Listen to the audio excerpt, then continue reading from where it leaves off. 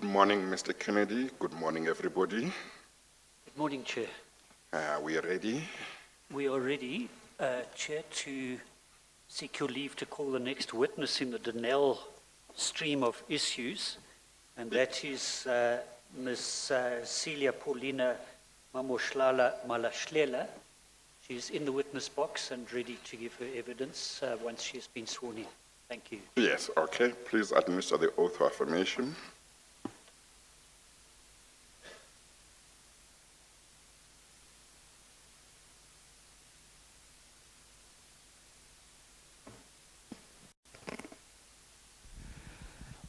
Please state your full names for the record. Celia Malahlela. Do you have any objection to taking the prescribed oath? No. Do you consider the oath to be binding on your conscience? Yes, I do. Do you swear that the evidence will give will be the truth, the whole truth, and nothing else but the truth? If so, please raise your right hand and say, "So help me God." So help me God.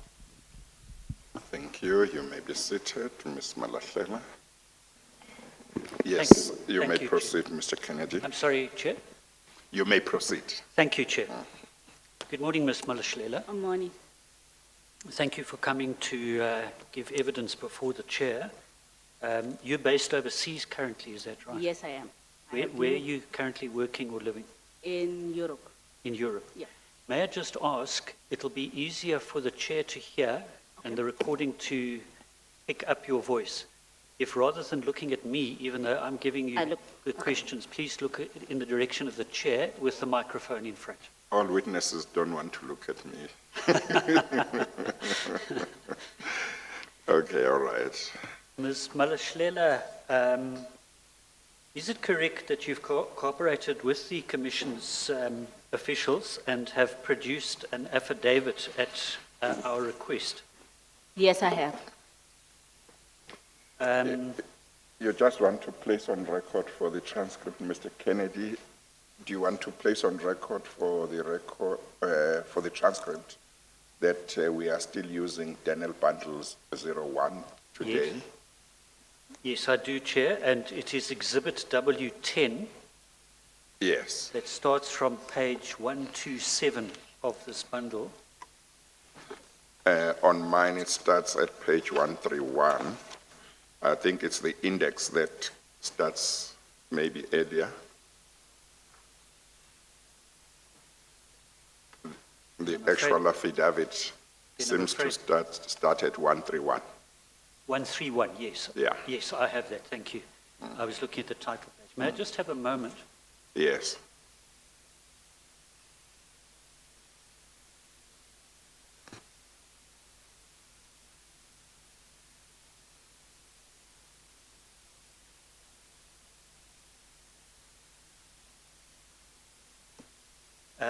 Ms. Malahlela, if I can take you please to page 164.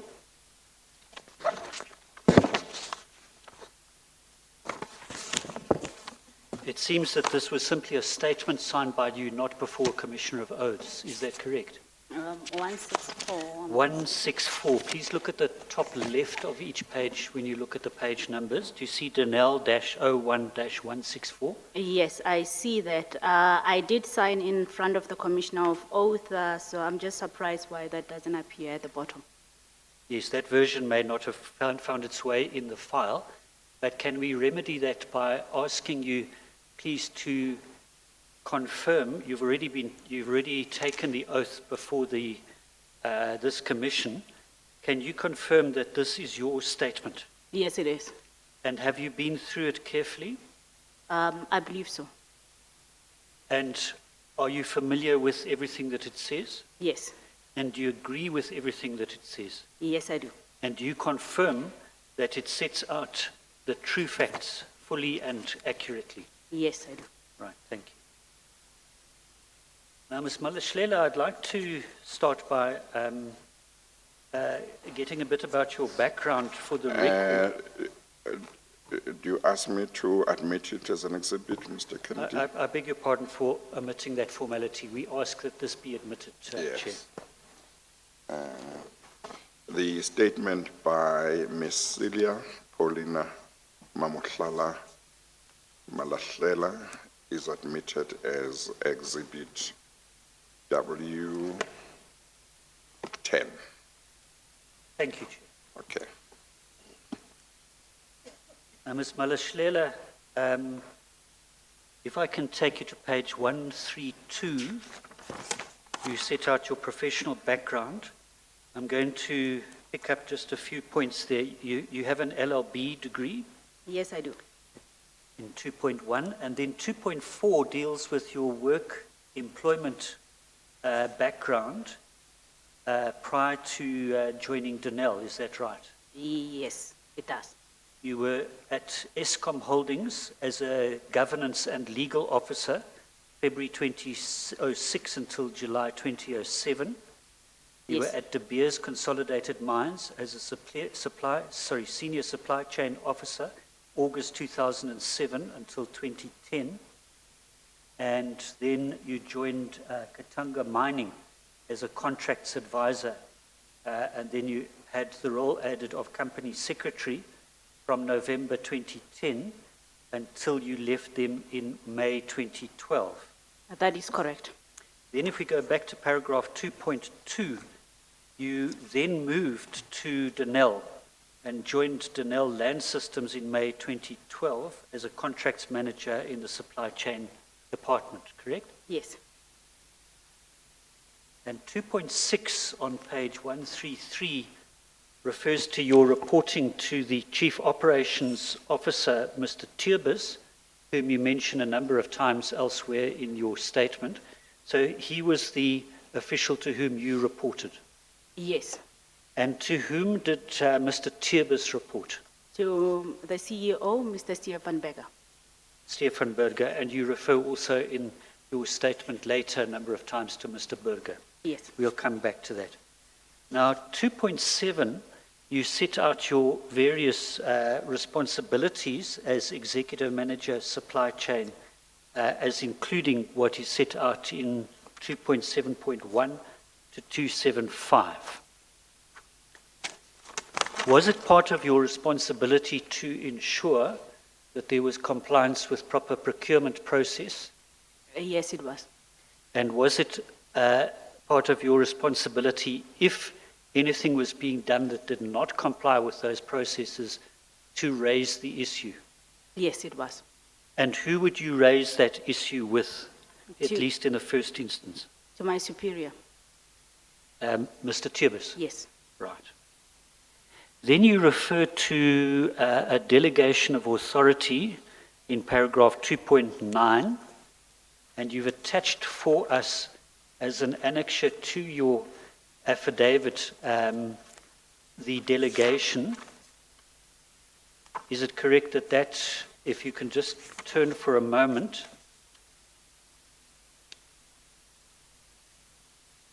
to page 167 is the marker page, and then from 168, is that the company policy, which Yes. has as part of its annexures a list of delegations? Yes, it is. So this is the one that applied from November 2012. It was amended from time to time. Right, thank you. And that table setting out the delegation runs from page 177. Is that correct? I just need to confirm.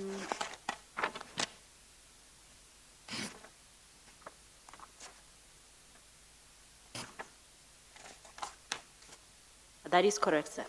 Right. So this sets out the levels of authority. May I take you, please, to page 182?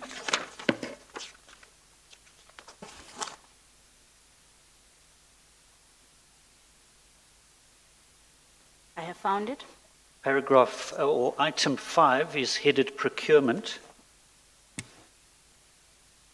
and 5.1 refers to levels of procurement, standard procurement of products and services other than items specified in 5.2 and 5.3, less than 50 million. Whose approval was required there? less than 50 million. Approval was the CEO. By the CEO, is that in the column C under GCE, Yes, right? And then between 50 million and 200 million, it was the Group CE. right? And then anything above 200 million, Denel Board. the NEL board. You mentioned this delegation specifically in a later section of your affidavit. Is this the one that applies to the relevant transactions? Yes, is the one. Right, thank you. I'm sorry, I just want to understand what you have at page 1H2. What is SH on that first column that is vertical? What does it stand It's for? shareholder. Shareholder. Yes. I think there is also a list of acronym, if we can just go to it, on page 177. The first acronym is SH, which is shareholder DPE. Just quickly run through these ones here. DPD, DVD is Denel Board of Directors.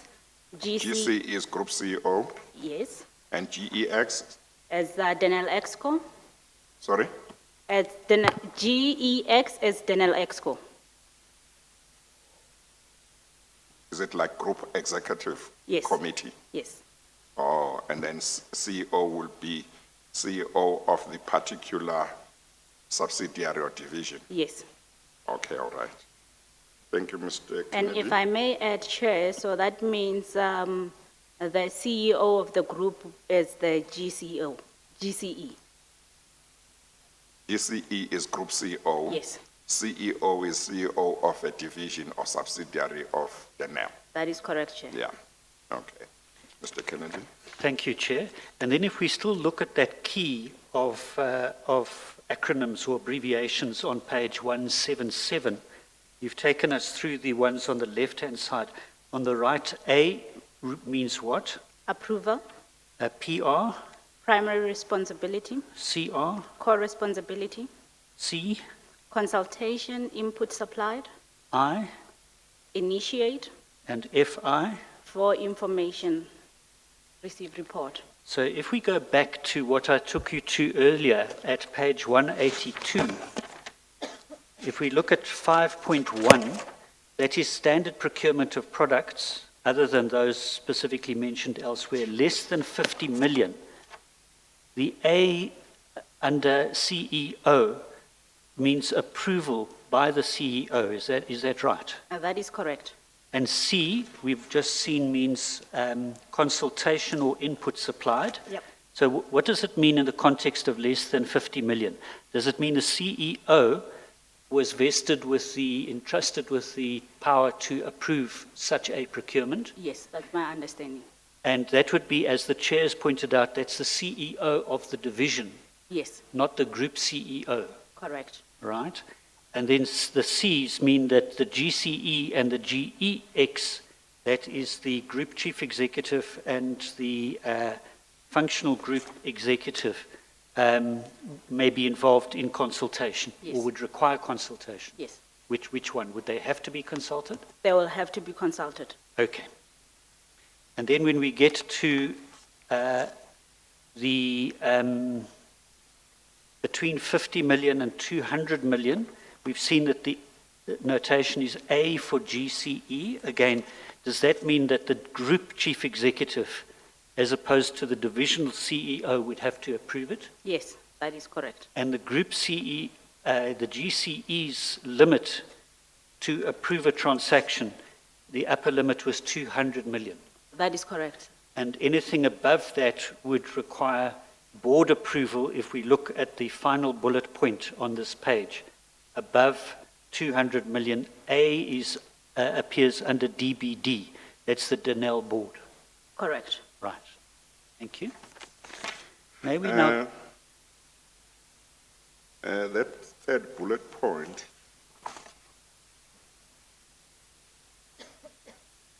is it intended to say 200 million and above? That is correct. Okay.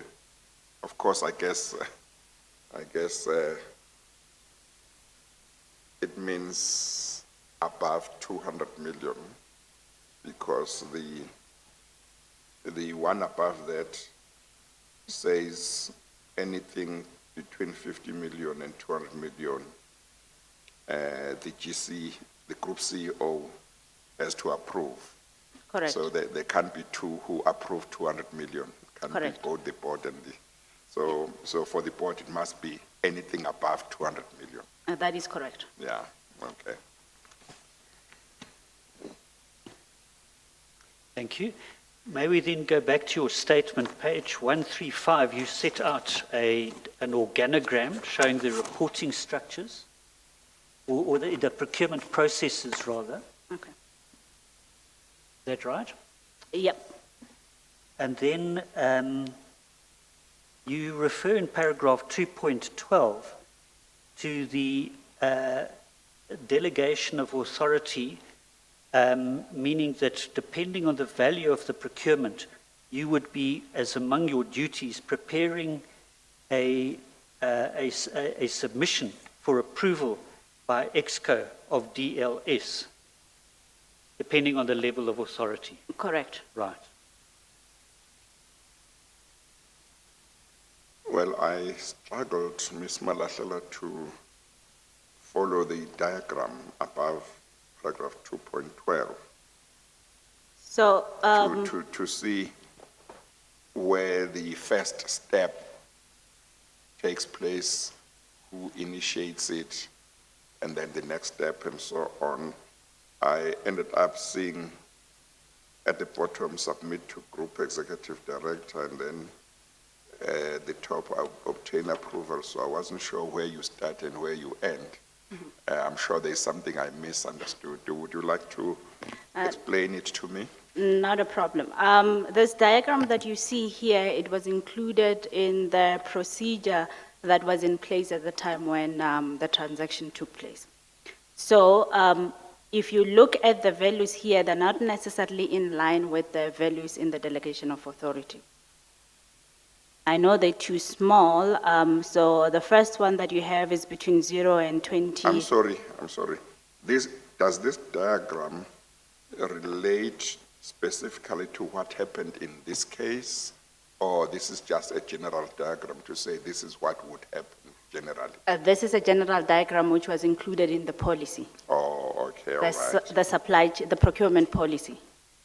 Yep. But the delegation of authority, we followed what was applicable from time to time as it was issued and sub-delegated further.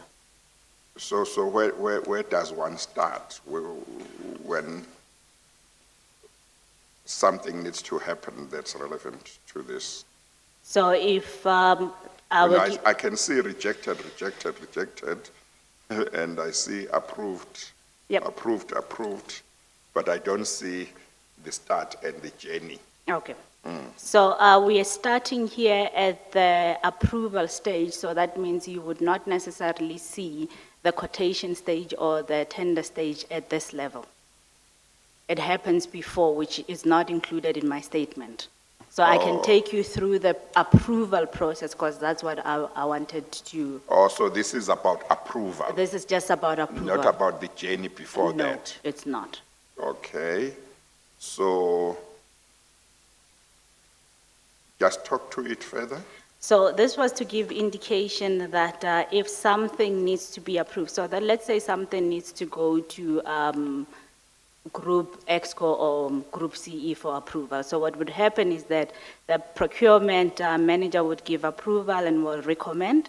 It will go to the small, what we used to call the small procurement committee, which is now on there referred to LPC, which is the old acronyms that were used a long time ago, but we called it the small procurement committee. Then it was recommended to the the divisional EXCOM. And then from the divisional EXCOM, then it will go to the Group C Executive Director, which is the CEO. Should I use the delegations that we have in here to explain? Okay. So let's say something is between 50 million and 200 million, as we've seen in paragraph 5. Okay.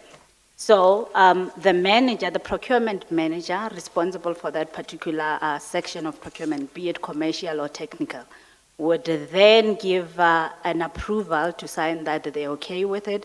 Then it's recommended to the small procurement committee, which would normally approve up until 5 million, which is a sub-delegation. That's why you don't see it in the group delegation of authority.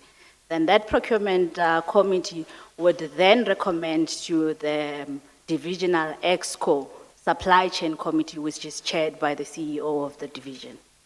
And then if it's acceptable there, then it will be recommended further to the group executive for approval. And if it's going to the board, then it will go further than that. So this diagram deals with amounts starting from what, 20, From zero, Chair. from zero? Yes. Okay, I can see 0 to 20,000 there, Yes. and then I can see 20,000 to 500,000. Correct. And then I can see, is it 500,000 below that? Yes, that is true. And then another, You've got 500 to 10 million.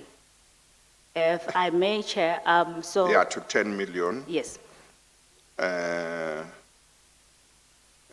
So this diagram covers situations that don't exceed 10 million.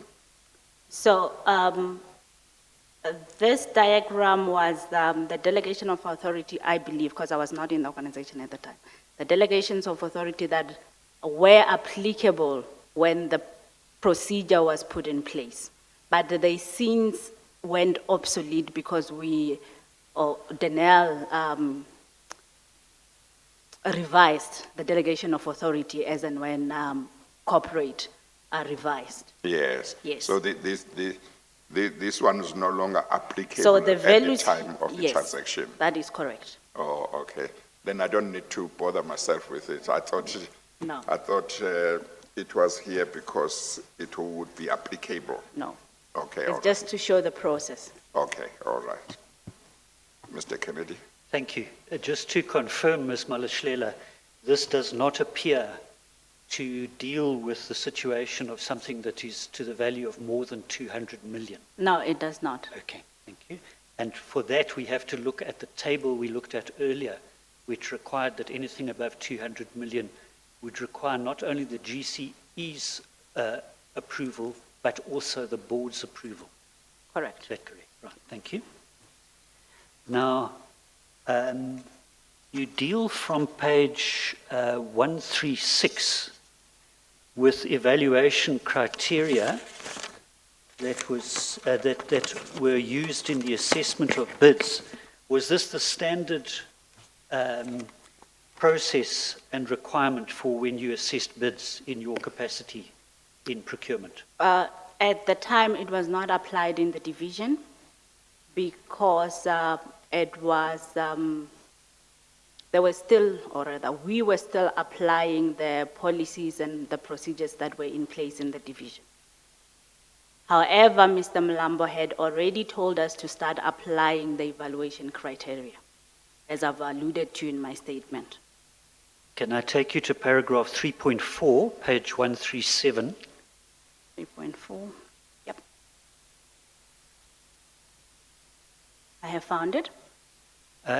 You refer to a presentation by Mr. Mlambo. What position did he hold at that stage? He was the group supply chain executive or manager. So you were dealing with supply chain management in the DLS division. That is correct. But he was at the corporate head office level of Denel. Correct, Chair. Okay.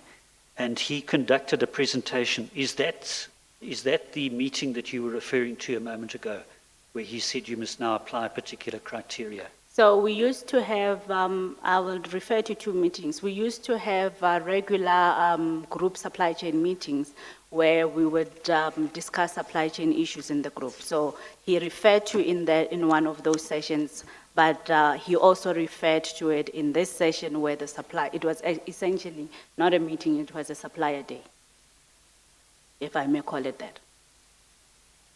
And then he indicated that certain evaluation criteria had to be used in the Denel group. Correct. Did that mean that you in DLS were required to apply these criteria? That is correct, as a division of Denel. Okay. Now, these three items in 351, 352, and 353, are they the criteria that he then said you must now use? That is correct, as I have taken this from the presentation which he had made, which is an annexure to this statement. Is that what you referred to again at the end of paragraph 3.4? Let me just double check, 3.4. That's the presentation? CM5, yes, that is the one. Yes. And if I can take you please to page 209.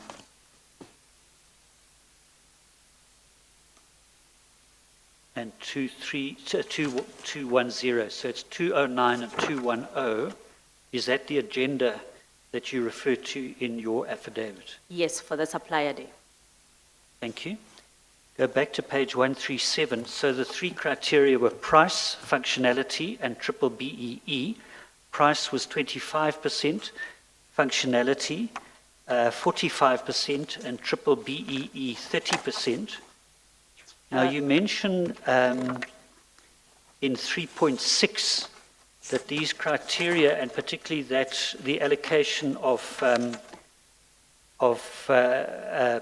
points based on triple BEE related to the group's strategic objective of increasing black supplier pool. So I noticed, for example, the triple BEE proportion was 30%, a bit higher than price, which was 25%.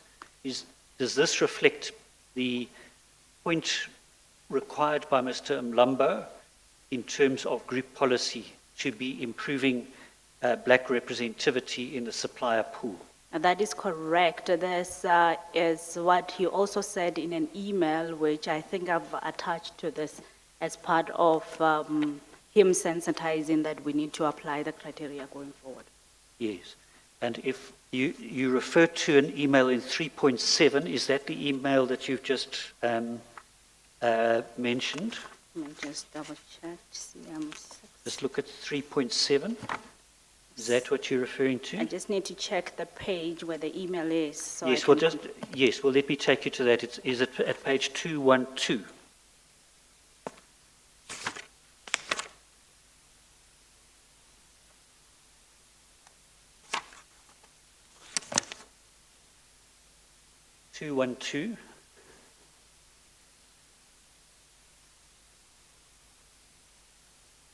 Yes, this appears to be the one.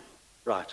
And so that refers to a process at group level among the executives at group level and the formulation of a policy to improve Denel's spend on black-owned and black women-owned companies. Yep. And a recent audit conducted by Deloitte, which reflected that, which found that there was a variation in implementation across the group, and there was now a need to standardize this and to impose a clear level of criteria. That Is that correct? Right. Thank you. Then to go back to page 137, paragraph 3.8, you set out applicable internal procurement policies, and you've referred to the specific documents in that regard. Now, did you take into account what we've just dealt with, the criteria, the policies and procedures, when you then proceeded to deal with the evaluation of the various bids or offers that we're going to deal with in relation to the specific contracts that are the subject of the rest of your affidavit? Yes. Right, thank you. May we turn to the first of those contracts, page 138, paragraph 4. 138. Okay.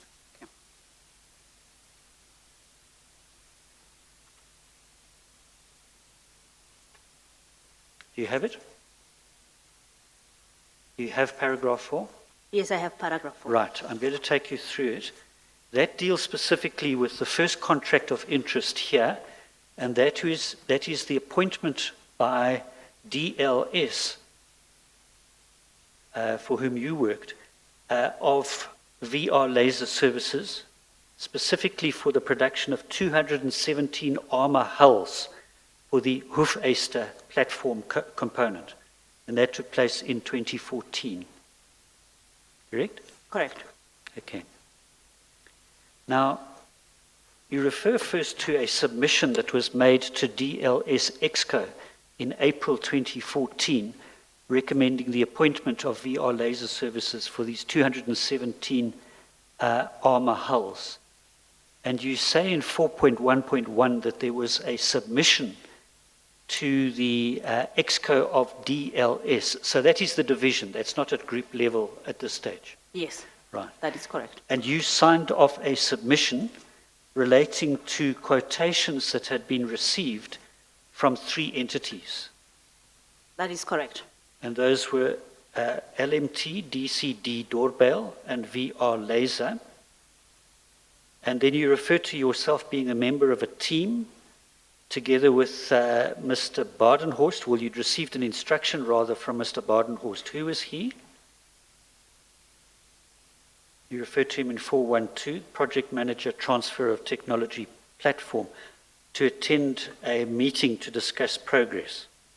Is that correct? Yes, And Badenhorst, you mentioned at the foot of the page, had previously been employed in the Supply Chain Management Department as a procurement officer.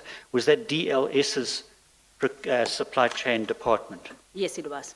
So you say he'd been involved in the procurement process prior to having his position changed. Then you refer to a report, 4.1.4, submitted by a Finland company, Patria Land Services. What was Patria involved in? What was its relevance to this? So Patria was the OEM or the, Is it what you refer to in 415, the original equipment manufacturer? yes, that's the one. Is that the abbreviation, OEM? Yes, the Right. original equipment manufacturer of the vehicle, Right? which is the Badger or interchangeably the Hoefyster vehicle. Right. But this was a new contract for the supply of 217 armor hulls. Had Patria itself supplied a number of similar items to Denel prior to this contract being awarded to VR Laser? I cannot say, because there were other vehicles that they were busy with, but let me not speak to that because I don't have the exact facts. Right, thank you. Then you refer to the meeting that Mr. Badenhorst had asked you to attend together with the people mentioned in 416. Is that right? Yes, Bezuidenhout, Tjebus, Vandenhieffer, Dreven, and Fontenelle. yep, And then you say you were first, this is at the foot of the page, you were first made aware of the 3 suppliers' responses to the RFO. So had there been a request for offers that had been put out before this? yes, I believe so, before I joined the organization. Yes, you say that was dated, the RFO was dated February 2012. That was before you joined, I think you joined in May 2012. That is right? correct. Okay, so you came into the process midstream. Yep. Would that be fair to say? Okay. And there had been 3 responses to that RFO That is correct. from LMT, DCD, and VR Laser. So that meeting took place, and a submission was then made to DLS Exco. We see at the top of page 140, paragraph 418. And that contained a recommendation as to which supplier should be appointed for this particular contract. And you refer in 419 to that having been prepared in April 2014 by Mr. Badenhorst. And that was submitted to you Correct. for your consideration and onward transmission to the EXCO. Correct. And then you refer to annexures which set out the relevant correspondence. If I can just ask you to turn for a moment to page 255 and 256. 255.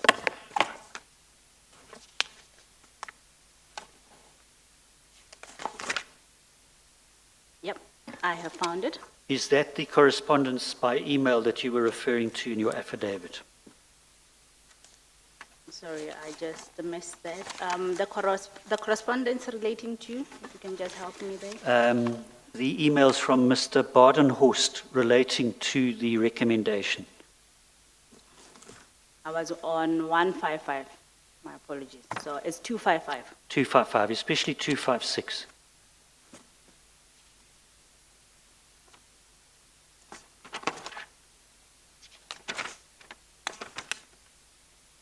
That is correct. Right, thank you. Now back to page 140.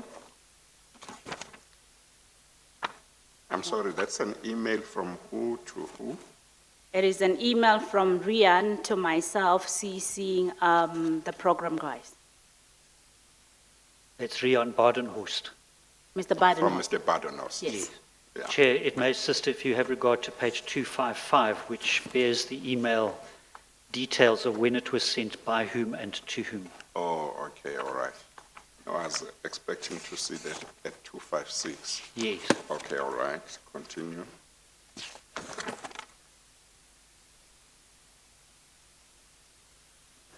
So this email, it seems, was pressing for a speedy decision to be made on the award of the business. It was one of the emails that were pressing for a decision to be made because there was also pressure from Patria's side. Pressure from Patria's side. Patria's side because we were running into the lead times. Right. Now, in your statement, page 140, paragraph 4.1.11, you say that a final submission was concluded on 25 April 2014 for consideration at its meeting on the 29th of that month, and that recommended that VR Laser be appointed as the preferred supplier in the platform hulls manufacturing contract. Is that right? That is correct. And then if I can take you now to CM10, you'll find that at page 258 and following.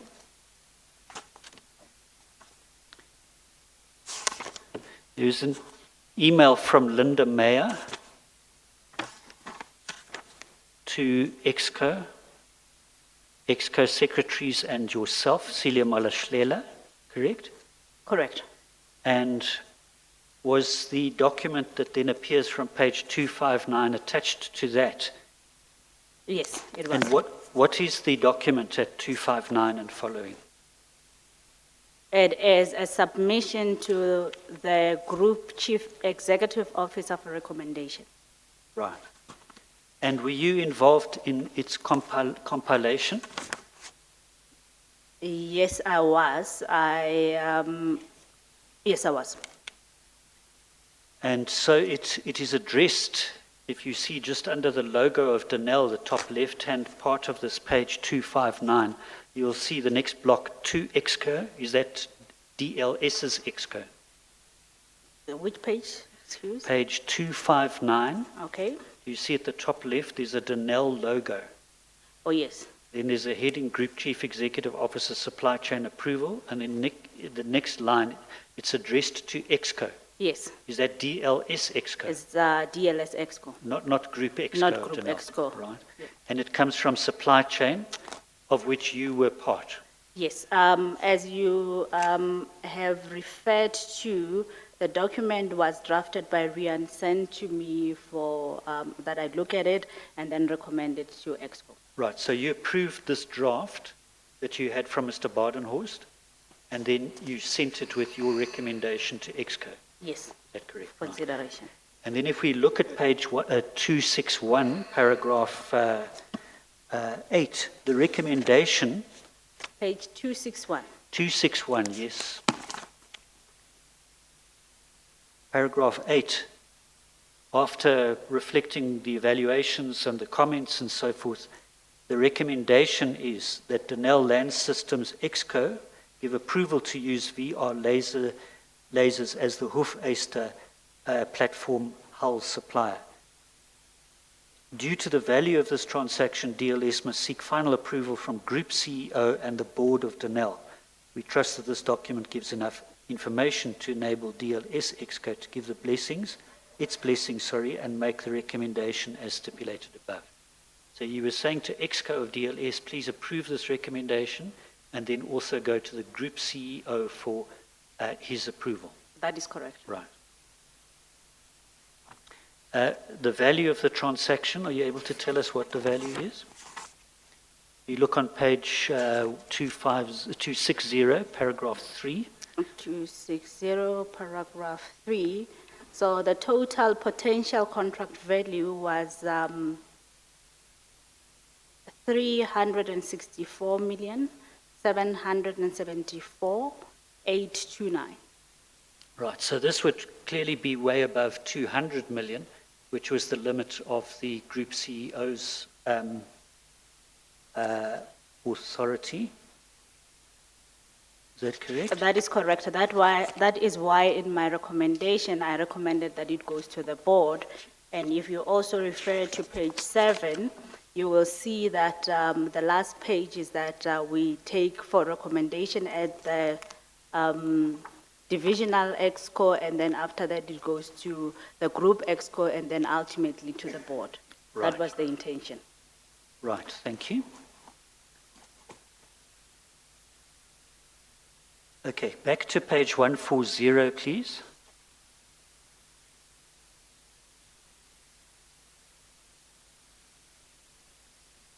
Four 1.13 refers to an agenda, and just look for a moment at page 265. Is that the agenda you're referring to? Page 265.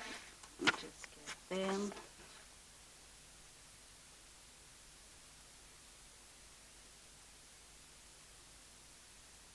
It seems to be the one, but I note that there seems to be an error with regard to the dates, because if you look at the date that appears on the agenda, it says the 27th of April, and on 4.1.13, we're referring to the 29th. We can just confirm that for correctness. Right, thank you. And in fact, there seems to be a difference in the paragraph to that which you mentioned in your affidavit or statement, which I've just picked up now. But I don't think anything turns on that, Chair. Yes. You then, in your statement, page 1404114, you say, as can be noted under paragraph 7 of the DLS Exco submission of 25 April 2014, that is the document we looked at a moment ago at page 261. Is that correct? Yes, it is the one. Then to continue in your statement, the Patria report had been integrated into the recommendation of the cross-functional team for the appointment of VR Laser as the preferred supplier for this contract. Yep. You say, although the Patria report had been used in support of the decision to recommend VR Laser, it is submitted that VR Laser would have been recommended. Now, who is submitting here? Whose view is this? Is this your view? No, I don't want to call this a cross-functional team because it wasn't sitting as a formal cross-functional team.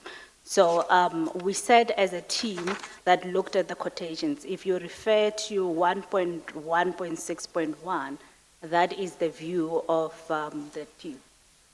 Sorry, what what number were you giving? 4.1.6, where I'm mentioning that we said to look at the quotations that had been sent to us. Yes. Yes. Okay. So the view was that VR Laser had offered the most competitive price out of the 3 suppliers. Yes.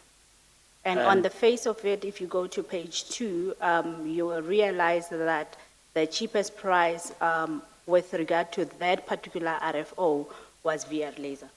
Sorry, can you just hold on a second? The page 2, are you referring to Page- page sorry, 260? Yes, that's the one. I Yes, was- it's page yeah. 2 of the document, but if you can just try and bear in mind, we must use the page I numbers will, on the I top will. left. And so you refer to the 3 prices here. Is that in the middle of the page where there are columns headed supply and amount prices per unit?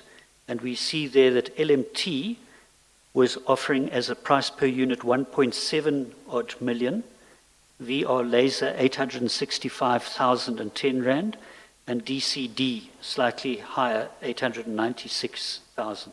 That is correct. So LMT was roughly double what VR Laser was offering in terms of this response to the RFO. That is correct. And so to go back to your paragraph 4115, page 140, so you're saying although Patria, the original manufacturer, had recommended VR Laser for the various reasons it had, the reason why you, in your section, were recommending approval of VR Laser's appointment was that it was offering the best price. True. Right. And then you've set out helpfully at the top of page 141 in your statement the same table reflecting the prices. Now, you say 4.1.16, shortly before signing off the submission of 25 April 2014, which recommended VR Laser's appointment, and emailing it to Exco, you received an email from Mr. Terbis requesting that you check the shareholders' agreement in place between LMT and Denel Land Systems. Now, LMT was one of the bidders in this 3-bidder process. That is correct. And we've already seen that its price was double that of VR Laser, whom you were recommending. That is correct. Now, why was it, you don't seem to have attached the email, but again, you do explain it in your statement. You say he was asking you to check the shareholders' agreement between LMT and Denel Land Systems, DLS. What was that shareholders' agreement? The commissioners heard evidence in relation to LMT originally being an independent entity, and later there was an agreement between Denel and the shareholders of LMT, which was already supplying Denel regularly with items. In terms of that agreement, Denel acquired a majority shareholding in LMT. Is this the shareholding agreement that was referred to? I believe that's the one that he was referring to. I was not that involved with in relation to shareholders' agreement, but I Yes. believe that's the one that he was referring to. Right. And Mr. Terbis is a witness who has been consulting with us and submitted an affidavit and will be giving evidence at a later stage before the chair of this commission. I'm sure he will be able to speak to that. He will deal with that. But you say in 4117 that the indication you got from Mr. Terbis was that his request that you look into the shareholders' agreement was informed by a communication he'd received from LMT's managing director at the time, Dr. Stefan Nell. Now, if I can just indicate for your knowledge and the chair that Dr. Nell's evidence will also be produced before this commission at a later stage. Now, the point that Dr. Nell raised with Terbis, according to what Terbis told you, was that Dr. Nell was complaining. He accused DLS of contravening the shareholders' agreement by indicating that it was going to contract for this item with other parties, presumably VR Laser. So effectively, he was saying on behalf of LMT, but we have an entitlement to this business. Don't give it to someone else. Is that your understanding of what Mr. Terbis That was my understanding. Yes. And then you refer in 4118 to a further email that you received, this time from Mr. Knutzer, the Chief Financial Officer, CFO of DLS at the time. And he said he recalled a letter signed by DLS confirming that DLS would put business of manufacturing hulls to LMT as a condition to the equity deal involving the purchase of LMT. So Mr. Knutzer has indicated that, yes, this may relate to a letter indicating that LMT would be given business. That is correct. And it would be given business once the majority shareholding in LMT was sold to Denel. Was that your understanding? I cannot speak to that. Okay. Because the other thing is that this letter, we did not find it. And if you refer to the emails further down by Ms. Govender, you'll realize that she is referring to the email not being found. Right. The letter not being found. Right. In fact, in your 4121, you refer to the chain of email correspondence attached as CM12. May I take you, please, to page 267 and following? 26.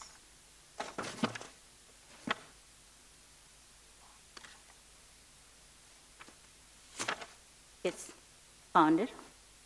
And that is email correspondence which includes a number of attachments which appear to be documents that relate to LMT. Now, did you investigate this then at the request of Mr. Tiebes? The legal executive investigated it for us and wrote a report, as you can see. My statement later on refers to the emails and what she said. Okay, let's go back to that statement of yours, page 141, paragraph 4119. Now, Ms. Denise Govender, you refer to as the executive legal for Denel Land Systems, DLS, and she sent a response, which is part of the email correspondence, which is attached, correct? And she attached a number of documents, 4119.1, a draft shareholders agreement between DLS and LMT, submission to the board of Denel Group, and notifying of a revised transaction, requesting approval, reduction of Denel's shareholding from 70% to 51%, etc., a call option, etc. And then 4121, you refer to Ms. Govender referring to page 6 of the Denel board submission. And the reasons why Denel was acquiring a majority shareholding in LMT. Is that correct? That is correct. That's what Ms. Govender referred to you. Yep. Right? And then, so what was the upshot of this investigation undertaken by Ms. Govender? You were made aware that LMT's CEO at the time, Dr. Nell, was saying that they should be given preference rather than anybody else. They should be given the work because now they were majority owned by Denel. Part of the deal was that work would go to LMT. Instead, you're now looking at a more competitive process, which we know ultimately resulted in the award of the contract to VR Laser rather than LMT. What was the upshot of Ms. Govender's investigation? That it could go ahead or not? I will take you to paragraph 1.1.24. It has summary of different documents that she looked at and her advice with regard to each and every document, applicable document. Yes, thank you. So that's 4.1.24 on page 143. That is correct. And her conclusion, and presumably you are not, your function was not to comment on whether her legal conclusion was correct or not. That is correct. Although you have an LLB, she was employed as group executive legal. That is true. Yes.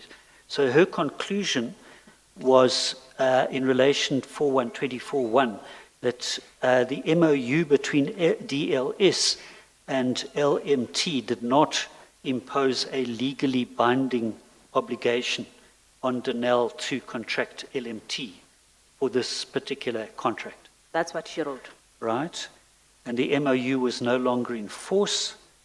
In 4124.2, there was no legal obligation arising from a contract for turret hulls. And then an option to purchase agreement also did not place a legally enforceable obligation. And she also dealt with a letter by Denel SOC to Pomodzi. The Commission has heard evidence and will hear evidence relating to Pomodzi. That was a minority shareholder in LMT after Denel acquired the majority shareholding. Yep. Were you aware of that? Yep. Right. So then you refer to Ms. Govender's email. I'm not going to go into the content of that because you've already summarized it in your statement. That is attached, and just find the page. It is from page 284. Is that correct? I just need to confirm. That is correct. Right, thank you. Now I'd like to turn in your statement to page 144, and that is the adjudication of the updated request for proposals for this HY Hoof Easter contract in June 2014. So you are now able, as I understand your evidence, once Ms. Govender said there's no legal obligation for Denel to give the business to LMT automatically, you were then able to proceed to evaluate to have these bids adjudicated and an award made. That is correct. Right.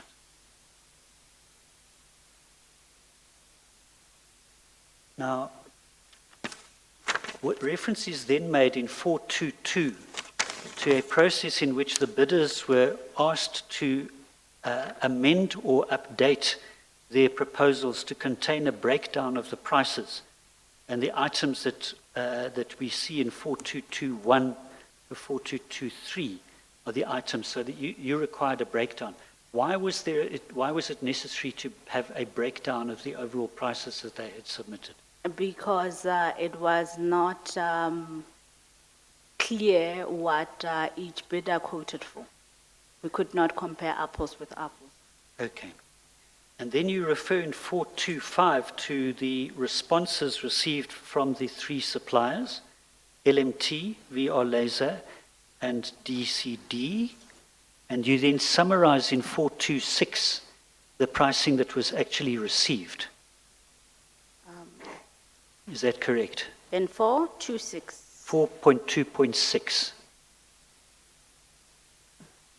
And then you give how it is broken down, where applicable. LMT, however, in 4261, are you with me? Yes, I'm with you. LMT gave a response in which it quoted an amount of 736,534 rand, excluding VAT for each of the 217 hulls. It indicated it is not possible to quote for mine protection separately, as it is an integral part of the hull structures. Now, you had asked for a breakdown specifically to see what is your price for the mine protection system separately from the rest. So if I may just go back a little bit. So we submitted the documentation to EXCO, the documentation coming from the first RFO that was issued out.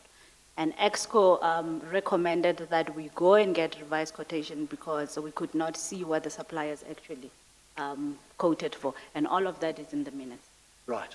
So that was a decision by EXCO, not by yourself? It was. Yes. But did you implement that decision? To reissue. By way of asking these three bidders to give a broken down price? Yes, we did. Yeah. Are you able to tell us, when we look at LMT's revised submission in 4261, the quoting an amount of 736,000, excluding VAT, was that the same as what they previously tendered or different?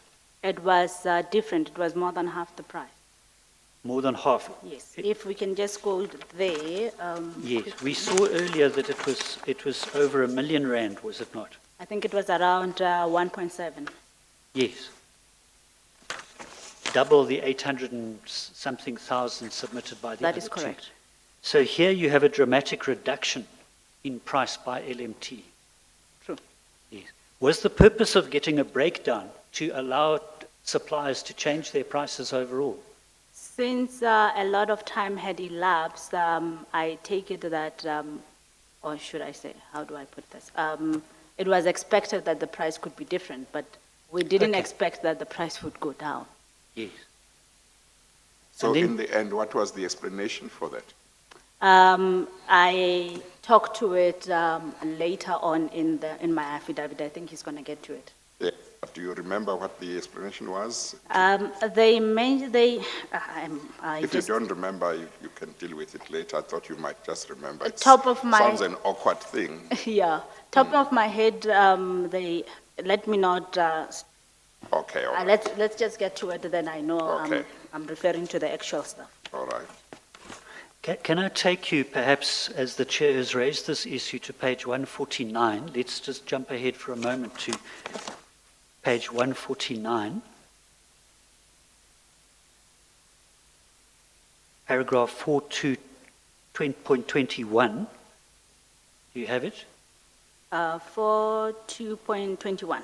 Yes. Yep. You say the pricing contained in the revised proposals of 27th June 2014 can be summarized as follows. 4.2.21.1. LMT sought to explain its pricing with respect to the 217 hulls in their previously submitted proposal by distinguishing between the interior and exterior features of each hull as follows. A, the unit price of the 217 hulls was 736,534 rand, where sandblasting and priming was included, and B, the unit price of the 217 hulls was 763,191.02 each, where sandblasting and painting of each hull with matte oak earth exterior and beige green, as per the RSA spec, was included.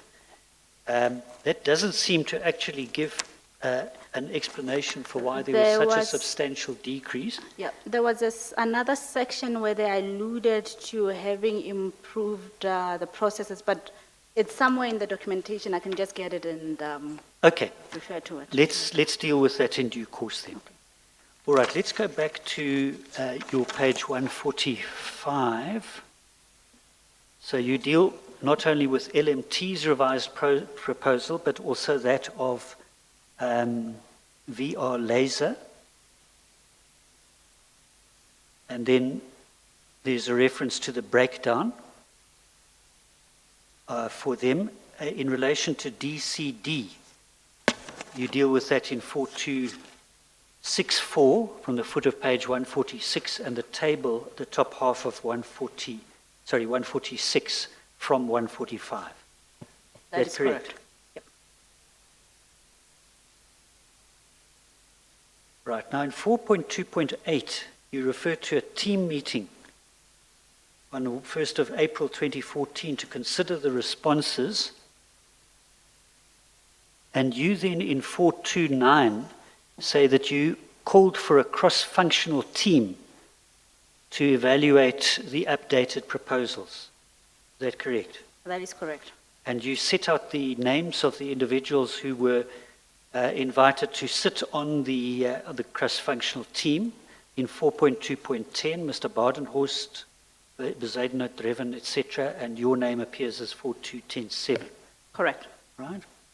And you also involved the assistance of a Mr. Rakuduwe of the Supply Chain Management Department. Yep.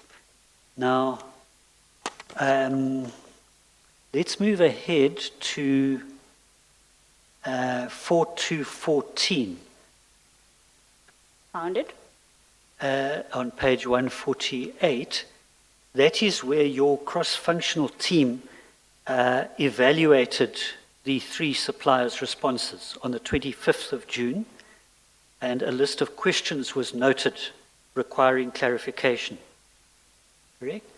That is correct. We looked at the quotations received on the 25th, and we called for a meeting the following day.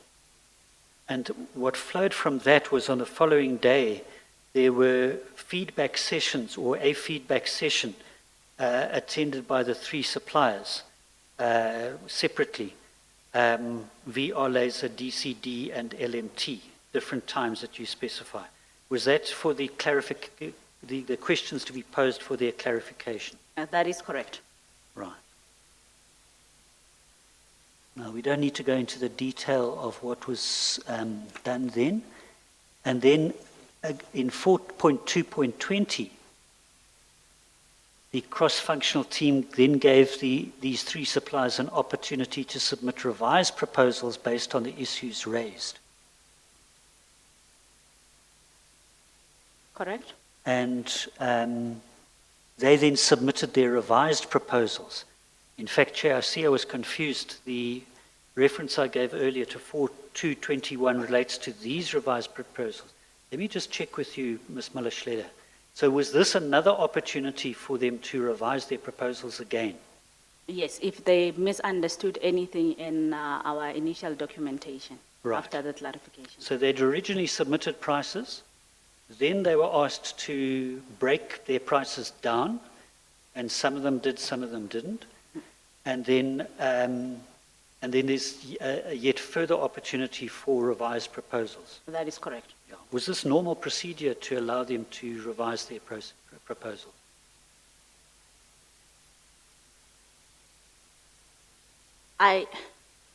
It was not, I cannot say that we have done it before on a specific order, but it made sense to be able to evaluate apples, to understand that everybody quoted on the same parameters.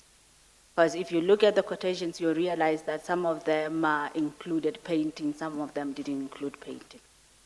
So we wanted to have a proper clarification, Chair. Right.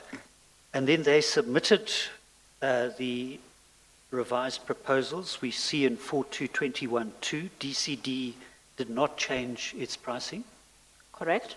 VR Laser gave an updated proposal, but there was no revision in the actual pricing. Correct. And it just gave other information. And yes, there's no mention, I beg your pardon, I missed out LMT. We dealt with that earlier, 4.2.21.1. All right, and then 4.2.24 refers to the same criteria, price functionality and triple BEE with the percentages, as mentioned earlier, correct? Correct. Right. And then there was a template, and do I understand from that the template was then used to tabulate the evaluation of the three bids? Correct. Right. And you then say in 4.2.26 that VR Laser received the highest score of 65.54%, and then for price it got 10.3.9% of a potential 25%, functionality 50.15%, and 5% for triple BEE. That is correct, and you can also see it on the face of the evaluation template. Right. It's a copy and paste, essentially, Yes. of what happened. And then you compare that with LMT in 4.2.27, it came second. Its score was 64.78%, correct? Yes, same here, based on the consolidated sheet that Yes. is also part of the... On the scoring. Yep. And so the difference between LMT and VR Laser was a very small difference, not so, less than 1%. It was 0.76%. Based on this percentage. Yes. But you refer at the foot of the page to LMT total financial offer being 165 million, making it the cheapest out of the three suppliers. Correct. So although we've seen its original proposal was double what the other suppliers were offering, through the revision of the proposals, it came out actually ultimately the cheapest. Correct. Yes. Chair, may I ask, do you wish to take a tea adjournment around now? Yeah, let's do that. 11:15. We'll take the tea adjournment and resume at 11:30. Thank you, Chair. We adjourn.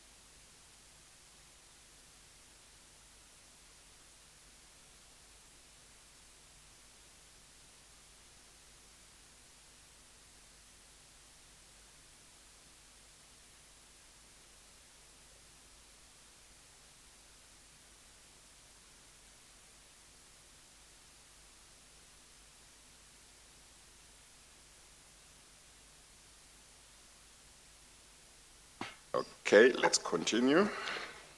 Thank you, Chair.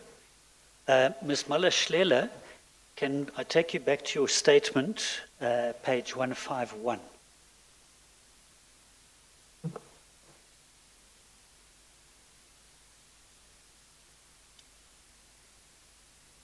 Are you there? Right. Switch on your mic, Ms. Malahlela. Sorry. It's on now. All right, now may I take you to paragraph 4.29. You deal in the next number of paragraphs with your interaction with Mr. Burger. And you had already told us that Mr. Terbus is the person you would report to directly, and Terbus would report to Burger. Correct. But you had a number of interactions with Mr. Burger. Could you tell the Chair, please, what was the general nature of the interactions with Mr. Burger about this specific procurement process, and whether it was ordinary or out of the ordinary for him to be speaking directly to you about these issues? At the time, it was not ordinary for the CEO to come to my office and ask me to give him feedback on procurement matters, as I was reporting to the COO, not the CEO. Was Mr. Terbus around on that day, or was this a situation where maybe Mr. Terbus wasn't around? I cannot recall exactly if he was around on the day. Mhm. Yep. But Sorry? if Mr. Terbus was not at work, would you have found it strange if Mr. Berger came to you for the feedback? Usually he would call me to his office instead of coming to my office. Okay, so If there's an issue that there are needs to be two things. One, it's whether it's his request for the feedback from you that was not normal, or whether it is his coming to your office that was not normal, or both. Both. Both were not normal. Unless he was coming from somewhere in the offices, but it was just not normal. He thought, Yes. Had it happened before? Not that I can recall. Yes. What would be normal is that he would get his feedback from Mr. Terbus. If there's need to give him feedback, we usually wouldn't give feedback during the process. Sorry? We usually didn't give feedback during the process. Or even that was not normal? Yes. Okay. But if he needed anything from you, the channel would be for him to go through Mr. Terbus. Or call me to his office or give me a call to tell me what he needed. So he could deal directly with you sometimes? Seldomly, sometimes. Yes. Yep. Okay. But you say here what was not normal was, one, that he asked for a feedback from you in the middle of the process, two, that he came to your office. Correct. Okay. Mr. Kennedy? Thank you, Chair. In 4.2.29, you refer to yourself giving him regular updates on an instruction. What instruction did he give you, Mr. He Berger? asked me to give him feedback on the process On a regular basis or just on one occasion? on a regular basis. Okay. Did that mean that even when Mr. Terbus was around? Yes, because if you refer to the emails, I CC'd Mr. Terbus on our conversations. You copied Mr. Terbus? Yes, I did. Yes. Did Mr. Terbus find this strange as well? No, he knew about it. No, what I'm asking is whether he also found it strange that Mr. Berger wanted reports from you. I'm not sure. I You don't cannot know. speak to that. Okay, all right. You then referred to informing Mr. Berger about the prices and that a recommendation couldn't be made on the information, and he then requested a copy of the bid evaluation committee's evaluation sheets or matrix. You referred to that in 4.2.31. Correct. Did he explain why he was asking you for that? Did you No. have any feeling as to whether it was normal practice for him to do that? I thought it was just oversight, ensuring that we follow the right process on this particular one. because it was high value, just to ensure that everything it goes well. That was my impression at the time. Then you say you refer in 4232 to him looking at the evaluation committee's sheets, the evaluation sheets, etc., and he informed you that he was prepared to defend VR laser. How did that discussion arise? I sent him, it's all in writing, so I sent him an email, and then he responded by saying that he's prepared to defend VR laser, as they were also number one in the scoring. It's all in writing.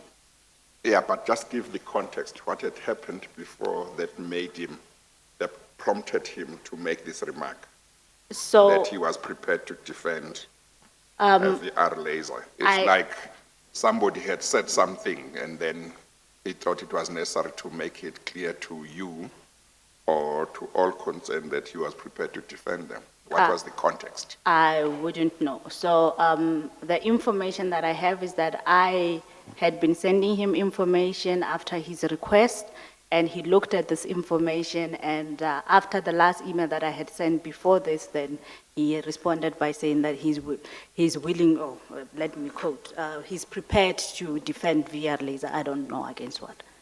Did you understand this remark yourself, or did you not understand it? My understanding at the time was that he was willing to go to, that he would normally take the recommendation to corporate office and the board. So once it's approved, I will give it to him to take to corporate office after he had signed it.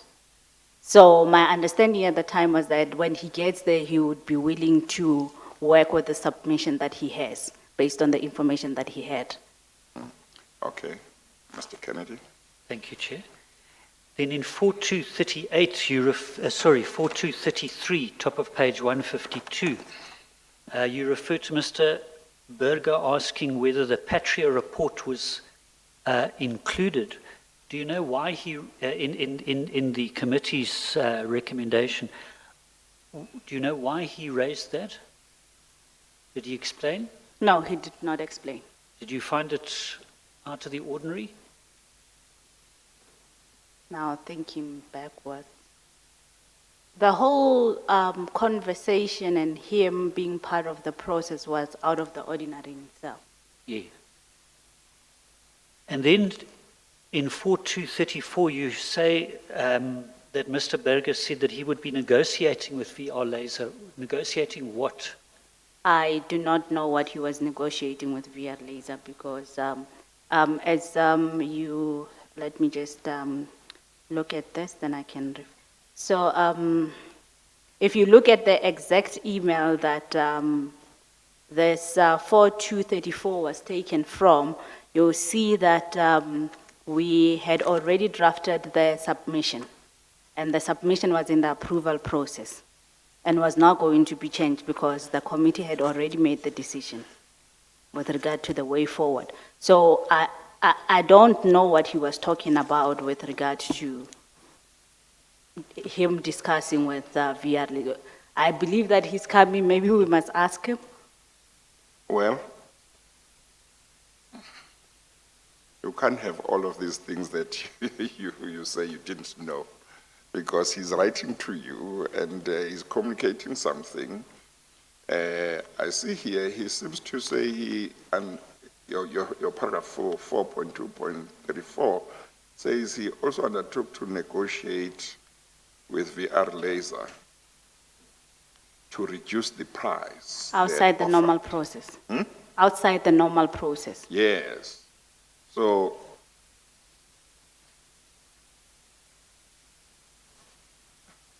this sounds strange to me. It is. Now, I am thinking, if you received communication or he said this to you, there would be some reaction from you. Mr. Becker, what are you talking about? Well, why would you negotiate with VR Laser to reduce the price? For me, the process was concluded. As you see later on, I received a quotation without soliciting it, and I was requested to include it, and I refused. Yes. which I believe now in hindsight that came, I don't have the facts, came as a result of him having negotiated. I don't have the facts. Yes. But it sounds like this negotiating that he wanted to undertake with VR Laser to reduce the price doesn't sound right. It doesn't. Yes. Would Mr. Tiebers have become aware at some stage during the process of what Mr. Becker said? He was CC'd in the emails, in all the emails. Yes. Yes. Did he share with you what his reaction was to this? No. He didn't. You No. never got to know what he thought about No. it. In hindsight, when I received the quotation, I assumed that's what happened. That's why I refused Would to. it be correct to say, from a certain point, Mr. Becker seems to have shown a particular interest in the process, in what was happening? Correct. From my point of view. From your point of view? Yes. And would that be not the kind of level of interest that he normally showed in other matters? No. Yes. And You- now he was saying he would negotiate with VR Laser to reduce their price, and he would do so outside the normal channels. Correct. Okay, all right. Mr. Kennedy? Thank you, Chair. Ms. Malahlela, can I take you to the emails at page 529?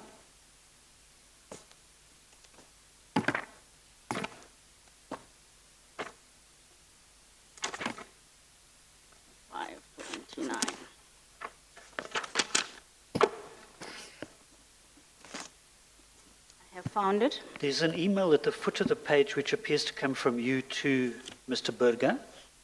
In fact, it says Stefan Reenen. Reenen is a reference to Tubus, is that right? Correct.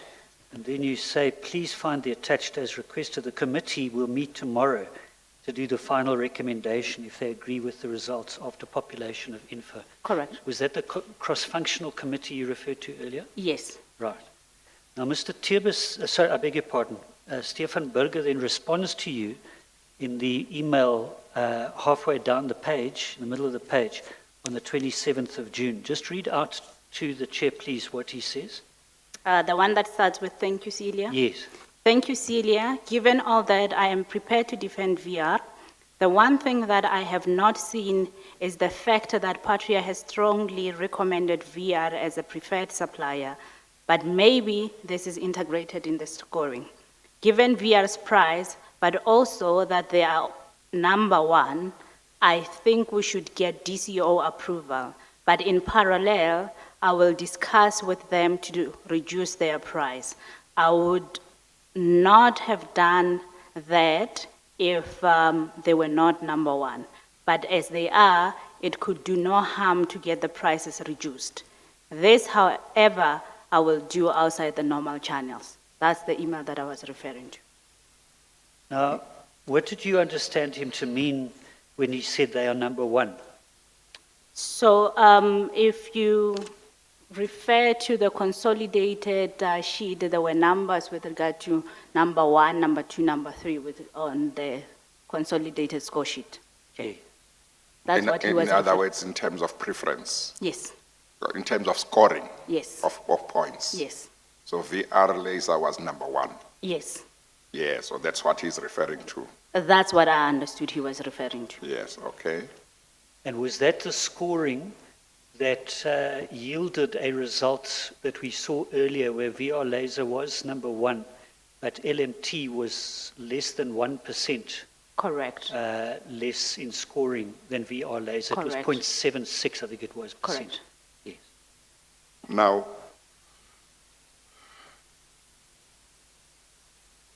I get the impression, and you must tell me if my impression has got any basis in terms of what had happened, that when he says, I'm prepared to defend VR, and then talks about negotiating the reduction of price, I get the impression that that's a reaction of somebody who might have felt or understood that VR as number one was under threat and that they might not actually get appointed, hence wanting to defend them so that they either remain number one or they get appointed. That's what I can think of. Yep. Was there anything that was happening in the process that Mr. Berger had become aware of that he might have interpreted as threatening VR Laser's prospects of being appointed? The only thing that I can think of is the issues with LMT that we have already spoken about. Yes. That's the only thing that I can think of, but again, I am not sure. Yes. Okay, and the issue of reducing the price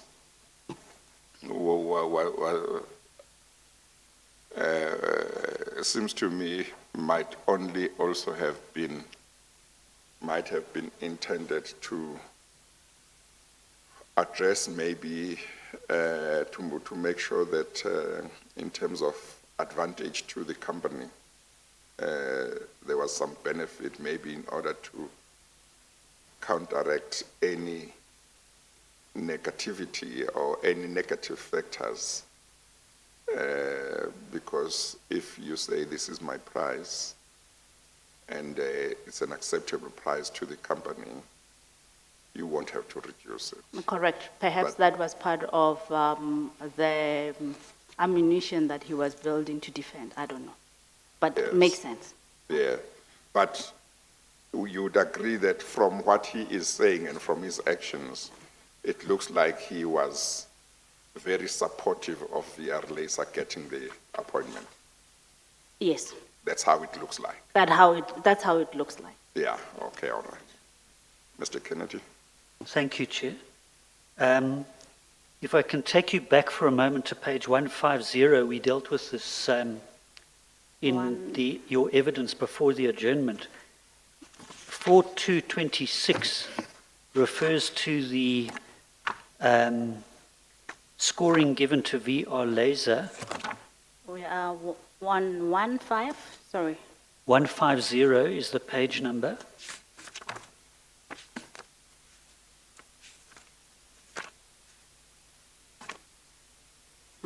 Um, 150.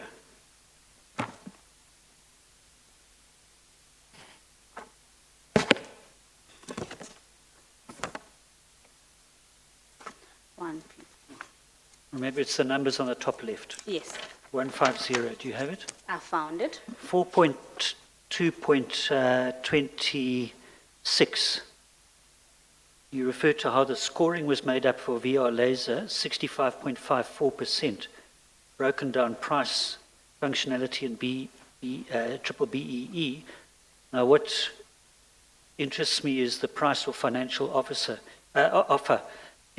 So VR Laser was offering a price of 262.4 million rand for this project. Correct, that's Correct. what appears here. And then you set out in 4227.2 the financial offer, the price from LMT being the cheapest, that's 165.6 million rand. Correct. So we're comparing LMT 165 million with VR Laser 262 million, almost 100 million more expensive. Correct. Yes. Despite that, VR Laser was given an overall scoring almost 1% more better than LMT because of the other considerations, Yes. the triple BEE and the functionality, Correct. which were weighted in the way that we've already seen, where pricing was weighted less than the other items. Okay. All right. Can we go back to these emails, please? Okay. Which page are they on? Page again? 528 now. In fact, 529 is the one that you've just dealt with from Mr. Berger, saying he's prepared to defend VR and that he intended to see if he could negotiate a lower price from VR Correct. Did he indicate in this email or anywhere else whether he was going to give the same opportunity to LMT or DCD to revise their prices? No, he didn't. Did you? That is also the other reason why I refused to include the quotation after I received it. Why was that? I, Why did you refuse? the other suppliers were not given an opportunity and supply chain didn't solicit it. Okay. So I knew nothing about us requesting it. Then if we can look at what appears to be your reply at page 528, can you confirm if that is your reply? Yes, it is. Now, in your reply, if I may just take the witness through paragraphs that that appear not to be in dispute, and then just get to the real point, Chair. The Patria report was integrated in the technical scoring. That is something he had asked Mr. Berger. Have you incorporated reference to the Patria recommendation? Yes. You mentioned that earlier. Yep. Yes. But then in the second paragraph, they're not numbered, but the second paragraph of your email, you say VR laser price is totally over our budget. Now we've seen that their price that I took you to a moment ago was 262 odd million rand. Correct. And you say that that is totally over our budget. The maximum we can do is 1 million rand per unit, all costs included, base date 2014. What were you referring to there? We normally had values that were attached to line items that we were buying as part of the program. So between finance and programs, they will tell us how much we are allowed on that particular line. Then we know what we can negotiate for the company to be able to make profit. If this email at page 528 preceded that remark by that email by, which it Mr. Berger? like it did on the next page, then it must be that this remark by Mr. Berger that he would negotiate with VR Laser to reduce the price must have been prompted by your statement that their price was totally over the budget. Is that right? Perhaps, but that was not my intention. But it did precede. Let's What? just check the days for correctness. So that They are the email- same date. Yours is in the morning, 28 minutes past 8. His is 18 minutes past 1 a.m. Correct. Or is yours is his first or? Let's check the pages 2 of 3. Where was this conversation? Or maybe because of the trail of emails, Yeah. at some stage or another, you may have. Yep. He might have known that there is concern with regard to the price, the R Laser's price being above the budget. He might have. Yeah. Okay. All right. Perhaps just to assist Chair, apart from the date and the time, which reflects that Stefan Berger's email was sent at 1:18 a.m. and your email was sent the same morning but at 8:28. The first paragraph, we go back to Mr. Berger's email, starts, "Thank you, Celia. Given all of that, I'm prepared to defend VR. The one thing that I've not seen is the fact that Patria has strongly recommended VR as the preferred supplier, but maybe this is integrated in your scoring." And Oh, then yes. your email, Response. page 528, starts and Yeah, deals with makes that. sense. The Patria report was integrated in the technical scoring. Yeah. Yep. So am I- yours was a response to his. Yes. Yeah. Okay. Right, thank you. But the fact that the air laser's price was over the budget, did it not mean that they could not be appointed or given the job then, So as normal- long as their price was over the budget? So normally what we would do is that we would take it to the committee, get Monday to negotiate with them to bring them within the budget price. And if they didn't agree to come within the budget price, then we'll get permission from management to proceed with the price. Okay.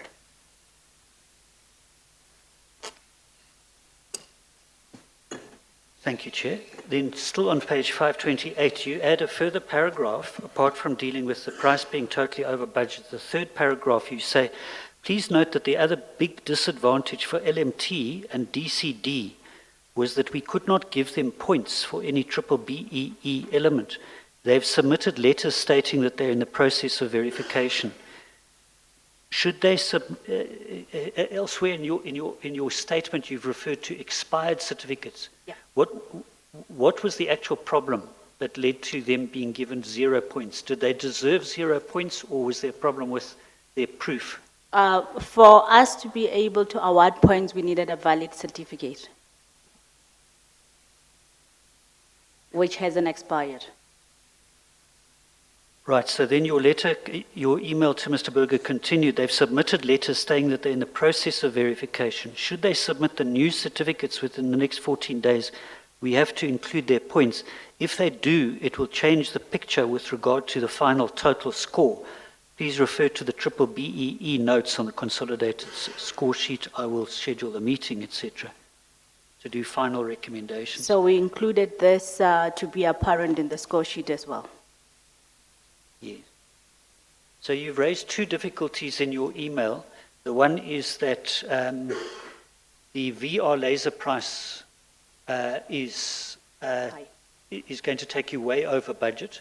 And the second is that the scoring, in which they'd scored just under 1% better than LMT, could change if LMT and DCD submitted fresh BEE certificates, which might entitle them to some points.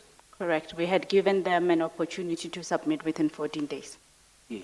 Would that have been proper for them to, or for you to accept their BEE certificates after you have scored them? Shouldn't they make sure that they meet all the requirements by a certain date?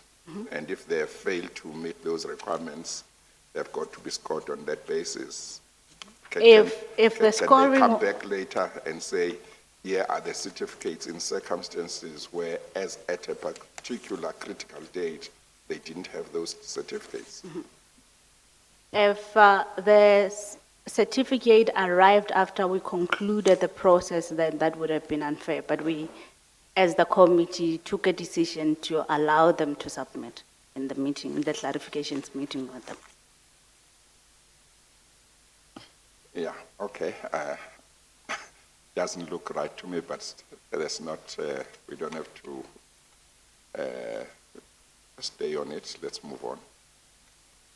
Now, is it correct that your email was also copied to Mr. Terbis? Yes, it was. Right, thank you. Now I'd like you to turn to page, sorry, Chair, page 535.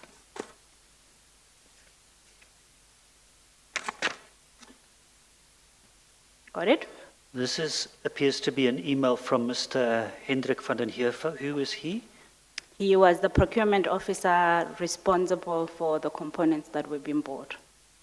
And it's an email addressed to you and Cynthia.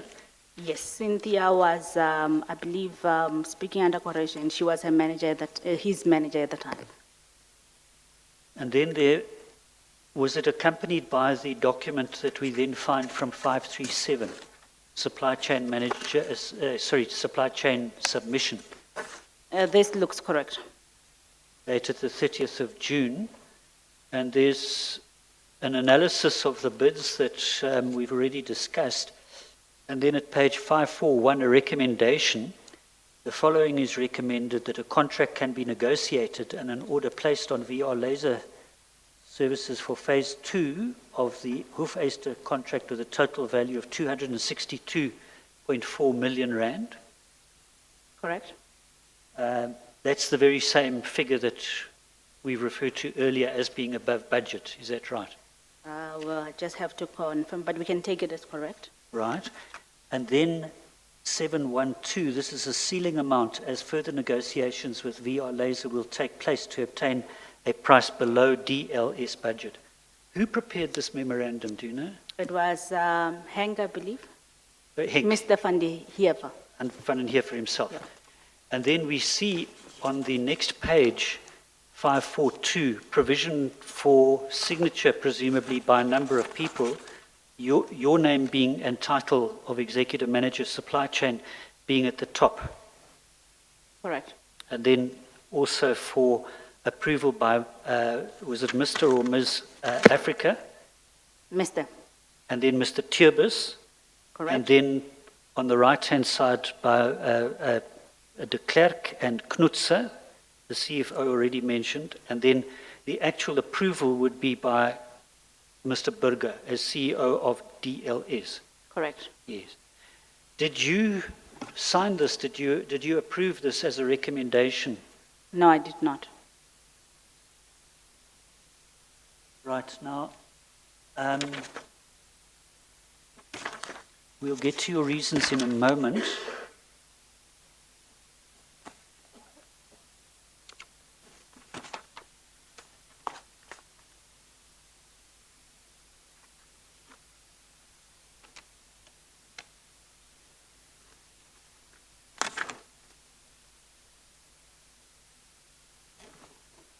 Now, can I take you, please, to page 548? 548. Okay. If you look at I'm sorry, that's 548, Chair. 548, okay. This is again a trail of two emails. You look at the second one, dated the 30th of June, 2014. Can that be right? From VR Laser to yourself? That is correct. Yes, that is correct. And it's headed updated quotation for the fabrication of the Hoefyster platform component. It came from, I believe it's a Mr. Aurora, CEO of VR Laser. Correct. Do you confirm you received this email? I do. And what he says is this: Hi Celia, please find attached the updated quotation for the Hoefyster platform components we are submitting after doing cost-saving measures at our end. We are thankful for the opportunity and assure the quality, presumably, of work and best service to deliver in time. And was that then accompanied by the document we see from 549, Correct. which appears to be their revised proposal? That looks correct. It's headed updated quotation. And can you tell the Chair what the price was now being quoted in terms of the updating, the revision of the prices? I'm going to just find the... Are you talking about the final price? Yes.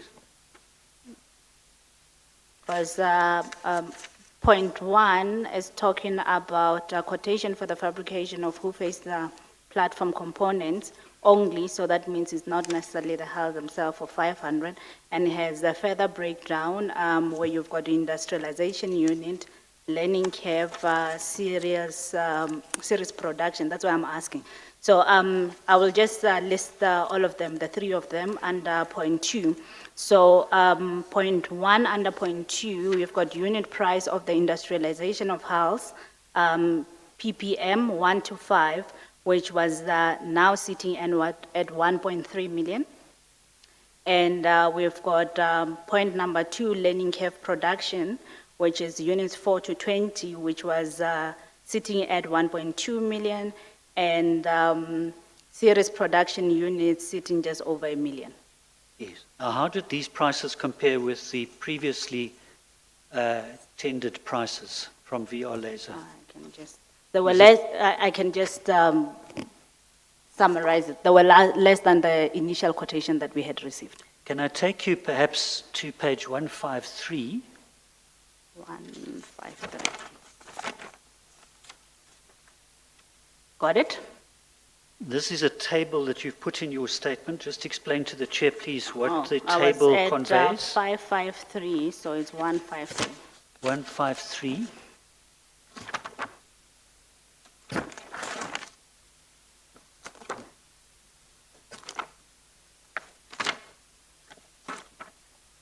Should take a sec. Trying to juggle between the pages.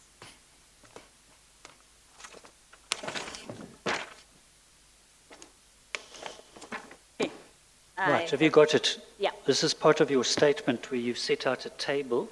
Explain the table just in broad outline to the chair, please. What are you trying to convey there? Let me just check what was here.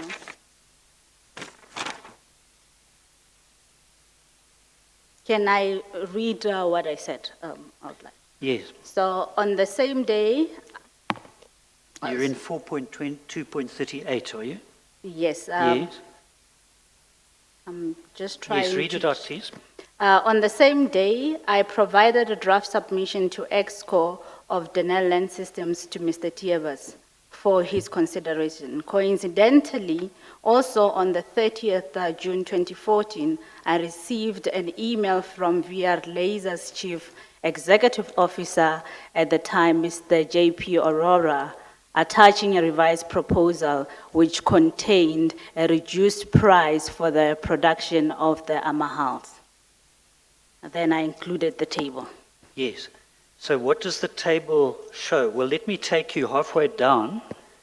You'll see an item that says series production units based on the DLS schedule. Initial price 1.204,986,000. Revised price 1,084,487 rand. True? Right? Is this what you're referring to as a reduction in prices? If if you look at the series production, that's where the reduction stands out. Yes. Yes, The other prices appear to be relatively the same. to remain the same. Yep. And that is under the heading of quotation for Amahal, including mine protection. And in the second half of the table is headed quotation for Armour Hill excluding mine protection. And there the unit price for units 1 to 5 and 4 to 20 remain the same as quoted previously, correct? Correct. But then the next item, the series production units based on the DLS schedule, there's a reduction from 1,108,446 to 1,001,601. Correct. Thank you. Now, how did it come about that VR Laser in fact sent you the email we've just looked at, which reflected yet again revised prices, which were now in some respects substantially lower than what they'd previously tendered? I never received information as to who requested them, but I know I didn't request them, and supply chain team, as far as I know, did not request them to resubmit. Right. Now, please go in your statement to page 153. I'm sorry. We know what Mr. Becker had said to you about negotiating with them to reduce their price outside normal channels. Now, from what you have said, it looks like your policies and procedures permitted a stage where you could go back to a supplier and negotiate a reduction of price under certain circumstances. Is that right? Correct. And that would be an official permitted process. Through supply chain. Yes, through supply chain. So, do you have any idea why Mr. Becker would have wanted the reduction of any price on the part of VR Laser to happen outside of that official process? No, I You don't. have no idea? I have no idea. Okay, all right. Can I take you then in your statement, page 153, your paragraph 4239? 153? Yes. And you refer to the email that you'd received from VR Laser. Is that the email setting out the reduced prices? That is correct. And you sent that to Mr. Turbis, and he reacted how? Interesting, something to that. He said it was interesting. Yeah. Right.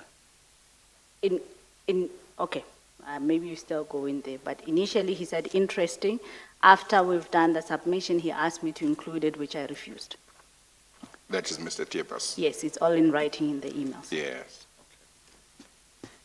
And you point out at the foot of page 153 that the revised proposals that was received on the 30th of June was still dated 24th of June. Why is that significant? And if so, why? It wasn't really significant. In my head, it was that you couldn't really distinguish between that and the previous quotation that we received.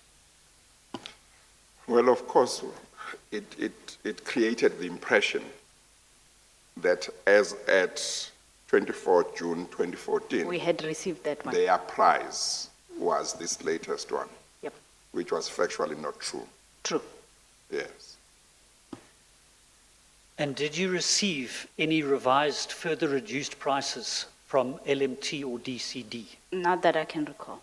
And were they invited by you or anybody else to your knowledge? Not that I know of. Okay. Now, you mentioned in answer to the question from the chair a moment ago that you understood your your processes to allow negotiation of better prices. If that was allowed, was it permissible to do that only for one of the tenderers, or was it required that everybody had to be given a chance? So if the recommended supplier was the winning bid, then that was allowed. Then we would recommend it and get Monday to go and negotiate the price further because they had already won. But we'll get approval first before we engage in the process. So could you have a situation where you have already, where a particular supplier had won and you can still negotiate the price down? Yes, in certain Was that cases. something that could happen? Yes, in certain cases we did that Yes, to get it Yes. within our baselines that we had. yes. But I guess that you would be negotiating from a weak position, wouldn't you? Where We they wouldn't. already know that they have Yep. won, as opposed to negotiating before the final decision. True. We wouldn't necessarily let them know that they had won. You would not tell them? Yes. Oh, okay, all right. So if your negotiations did not yield a satisfactory reduction, Then we you would could go still- back You could go back, yeah. if we Okay, all didn't right. get permission to proceed with that price. Okay, all right.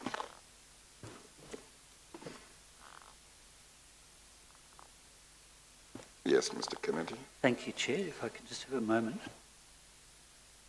Right, now, you referred to a response that you received from Mr. Turbis in your paragraph 4241. And in 4242, you say that he recommended that the reduced price contained in the revised proposal received from VR Laser, Mr. Aurora, earlier that day, that evening, be included in the draft submission to EXCO and it be sent to Mr. Burger. Is that correct? Correct. Now, what did you feel about that request or instruction from Mr. Turbis? How I felt? Yes, what did you feel? That it was not proper. That's why I responded saying that we could not do that. Can I take you to the emails that your statement refers to, page 562? Page 562.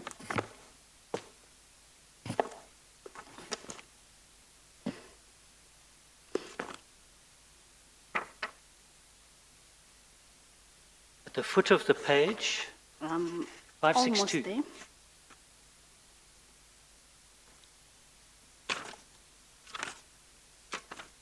Okay, got it. Right, at the foot of the page, Rhiannon, that's Mr. Tubis, there's an email right at the bottom, says, thanks Celia, I suggest that you update it with the latest quote info. Update what, Ms. Malahlela? The submission that I had sent to him. Okay. That you update it with the latest quote info from VR and then email it to Stefan. Which Stefan is that? Stefan Berger. Berger, for his call and further processing. Then just above that seems to be an email from you in response. Dear Rhiannon, are you happy with the content as is? I can't pick up the changes you've made to the doc. Could be because I'm viewing it from iPad. And then you say VR's updated proposal for governance reasons. We cannot include it in the evaluation as the evaluation is already concluded and signed. We can only take into consideration the prices as submitted by the closing date. Should the board give us the mandate to negotiate, we can use this proposal as the starting point for negotiation. Correct. Just explain that to the chair, please, bearing in mind your answer to his earlier question about when and to what extent there can be negotiation. Okay.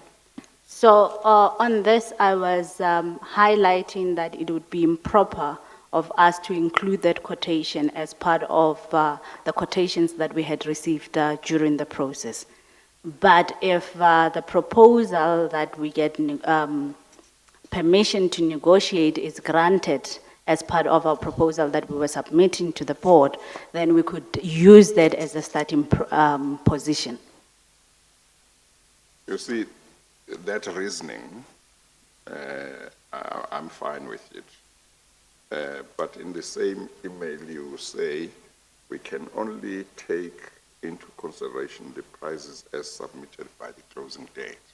Again, I have no problem. That sounds logical to me. But why is that answer not good enough in regard to the BEE certificates? So why should they not be told, if you didn't comply with the BEE requirements by the closing date, you can't come after? You see, that's where I was coming from. Yeah.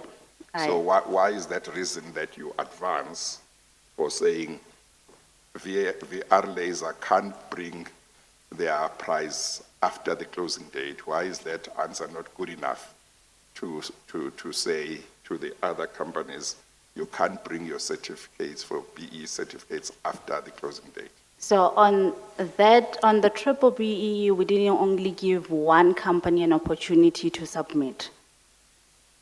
After the closing date? Yes. That was in your policies? It wasn't in the policy, but we didn't give one company an opportunity to submit. We Yes. gave all companies an opportunity to resubmit a valid triple BEE certificate within 14 days. Yes, but if the policy doesn't allow you to do it after, why is it wrong? Why is it not wrong to do it after for all three? Why is it right to do it for all three if the policy doesn't permit you to do it for anybody after the closing date? The policy did not, how do I put it? Not permitted. There was no... It didn't say you could do it, did it? No, it didn't. So But why would it be right to do it? You would be going outside policy, would you not? Just like you would be going outside policy to accept this price from VR Laser. So Would you not agree? if it is during the process and we had decided that we're going to ask for clarification or additional documentation, that was allowed before everything else is closed.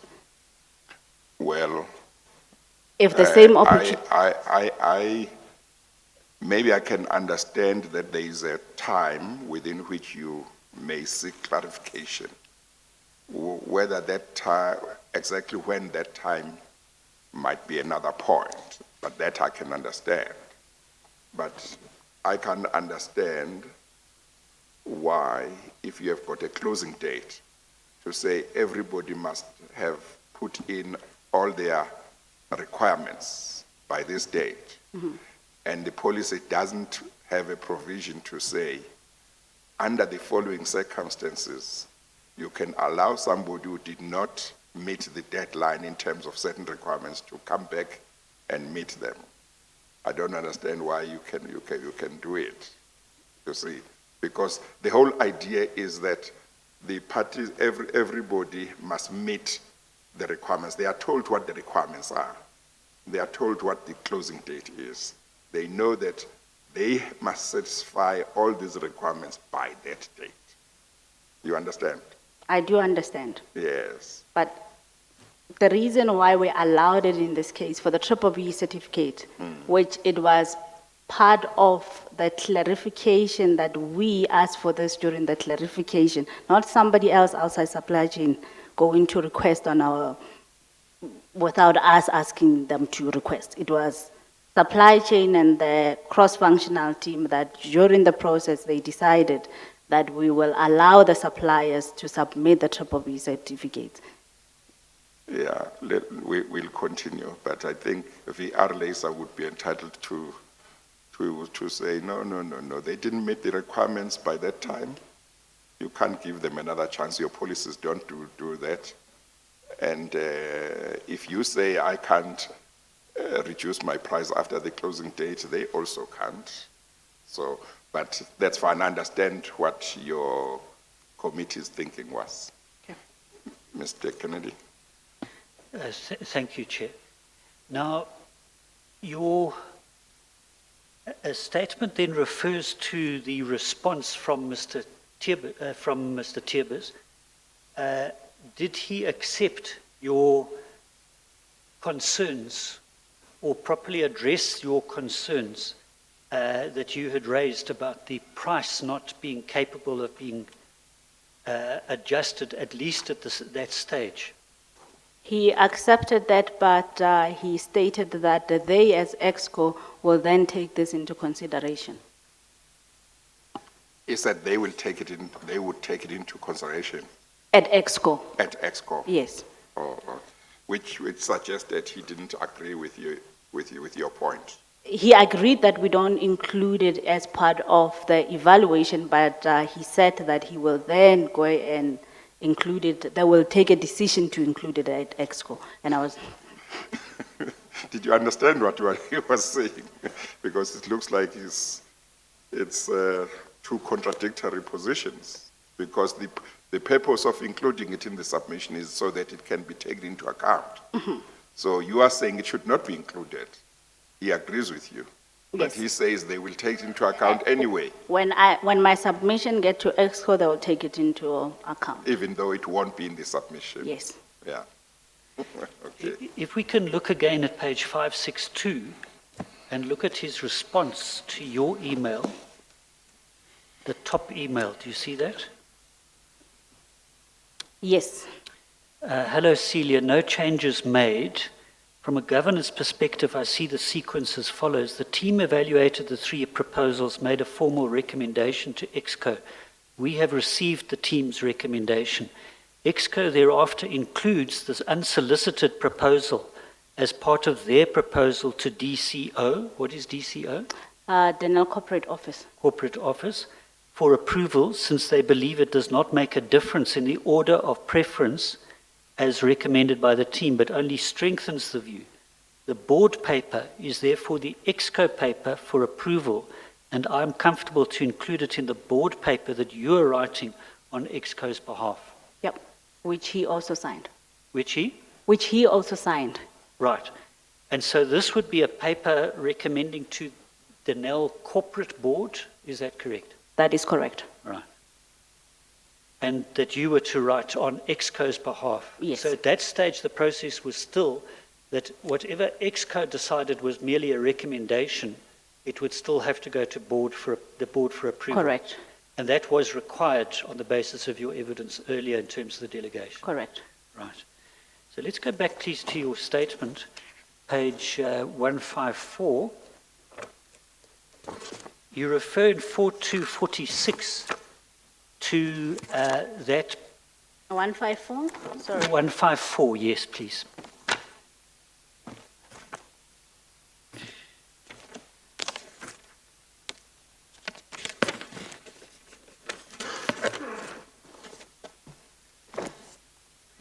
foot of page 154, you say the submission to the board was prepared as recommended by Mr. Turbis, and I provided him with a draft of the same. Did you in fact prepare that recommendation?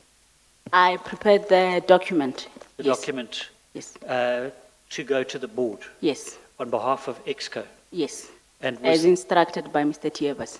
yes. So you included this reduced price of VR because he instructed you to include it? Yes, but it was not included in the score sheet. Yeah. It was included in the report. Yeah, Yes. okay. And if you can just keep your finger then at page 155, and just look quickly, please, at page 573. Page 5, 573. page.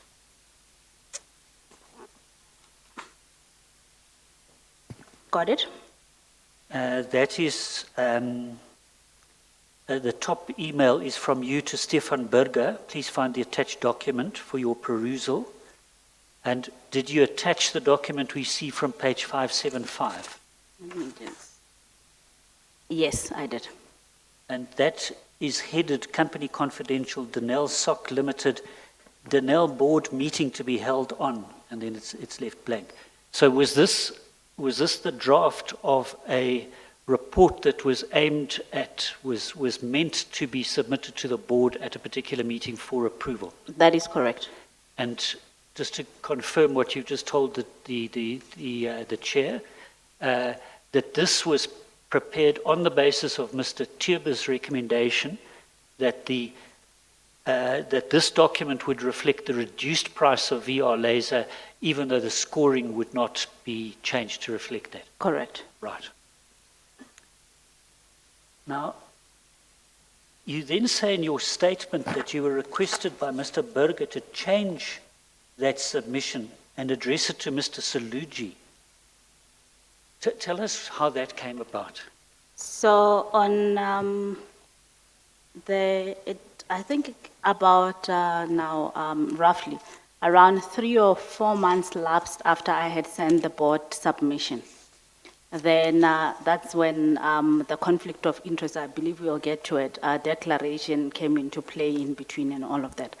And out of the blue, Mr. Berger, a meeting was called. I'm not really sure, I can't remember properly who called the meeting, but I've got the invitation. We had a meeting with Mr. Berger and Mr. Tiebas about the submission, and I was requested now to change the submission from a board submission, which I had drafted now to the group CE submission. At that time, the group CEO was Mr. Saluji. True. Okay. Now, So this was still under the board, the Denel board that was chaired by Mr. Manja. I'm not Oh, you can't really remember. sure who was the chair at the time. We can check. Yeah, well, it must be because by the time,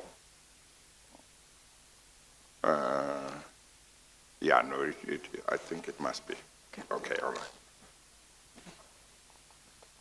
all right, so you were then requested by Mr. Berger to change the submission so that it was no longer a submission to the board for approval, but a submission to the GCE for approval. Yep. And did he explain why there should be this change? I can't remember. No, actually, I think I may be wrong. I think it might be the board before Mr. Manja's board. Yeah, I think so. Yeah. But we can check. Yeah. I'm sorry, Mr. Kennedy, I thank- interrupted you. Thank you, Chair. No Yeah. problem. Thank you. Did Mr. Berger explain why it was no longer to be a document submitted to the board for its approval, but submitted to the GCE for approval? I can't remember the exact reasons that he gave. Let me just look at CM 37, the documents that we're talking about. If you can help me to find it, which page is it on? Yes, you'll find it at page 584.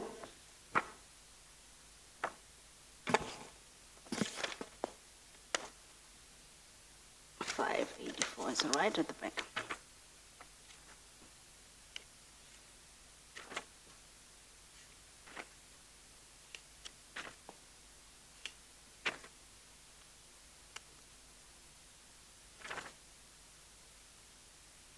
Yeah, I can't remember correctly what the reasons that he gave were at the time.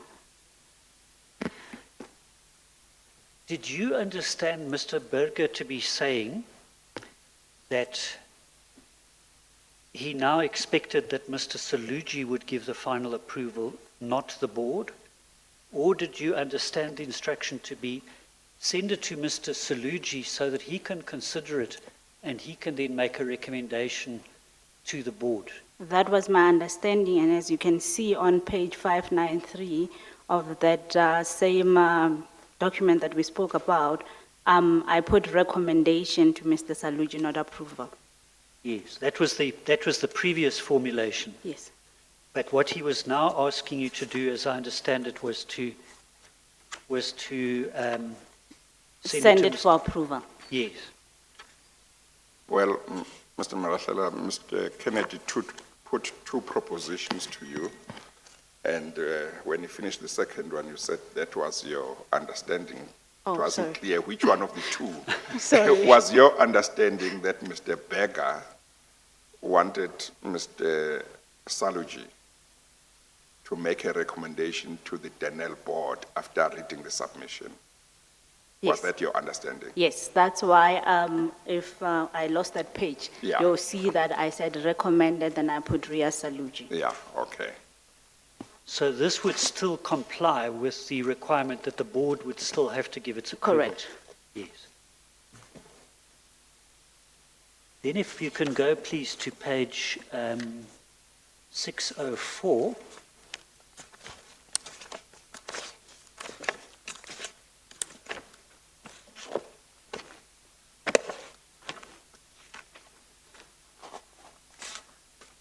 That is a submission addressed to EXCO, and we see at the end of the document, page 611, where it is signed.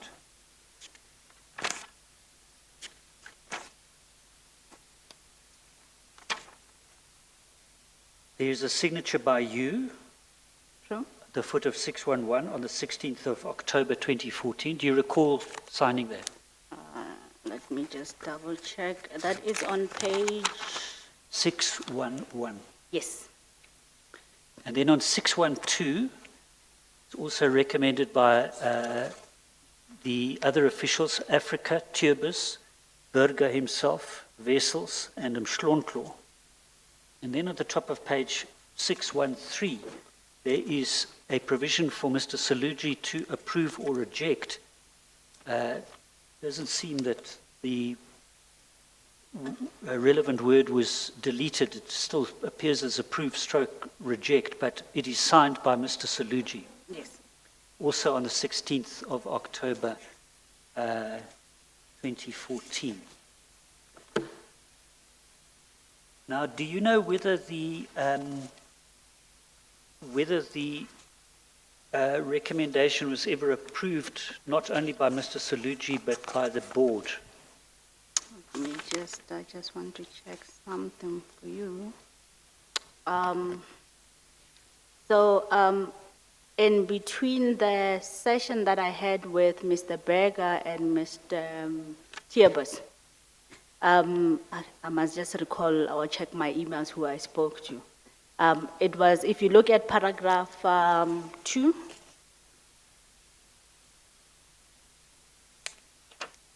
At page? that is page 606.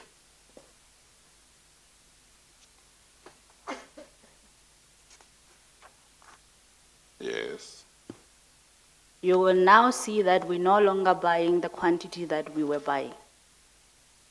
The quantity has now reduced. Where does one see that? You will see that we are talking about including 37 new variants, new requirements, which are not ordered yet. Do you want to read the relevant parts? Is it under Yep, page? I can read the whole paragraph.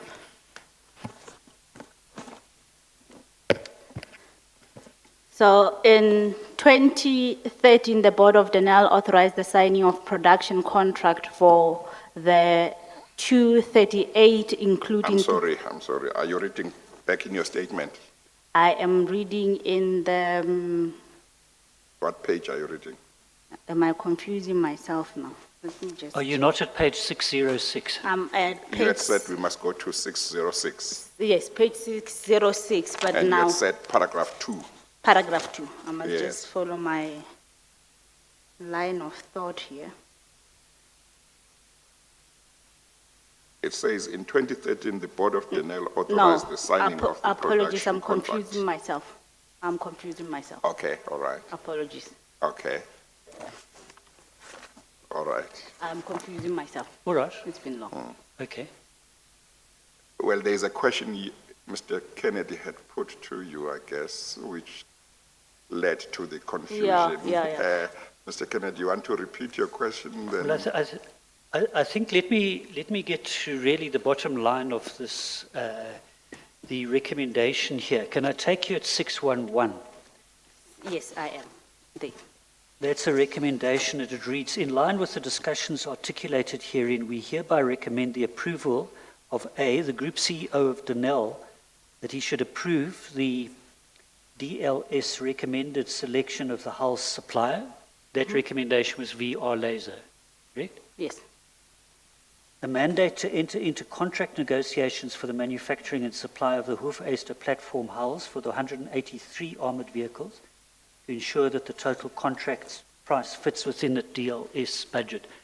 So here it's 183. Is that what you were referring to earlier? That's where my brain was going. Yes. So now the quantities had now reduced.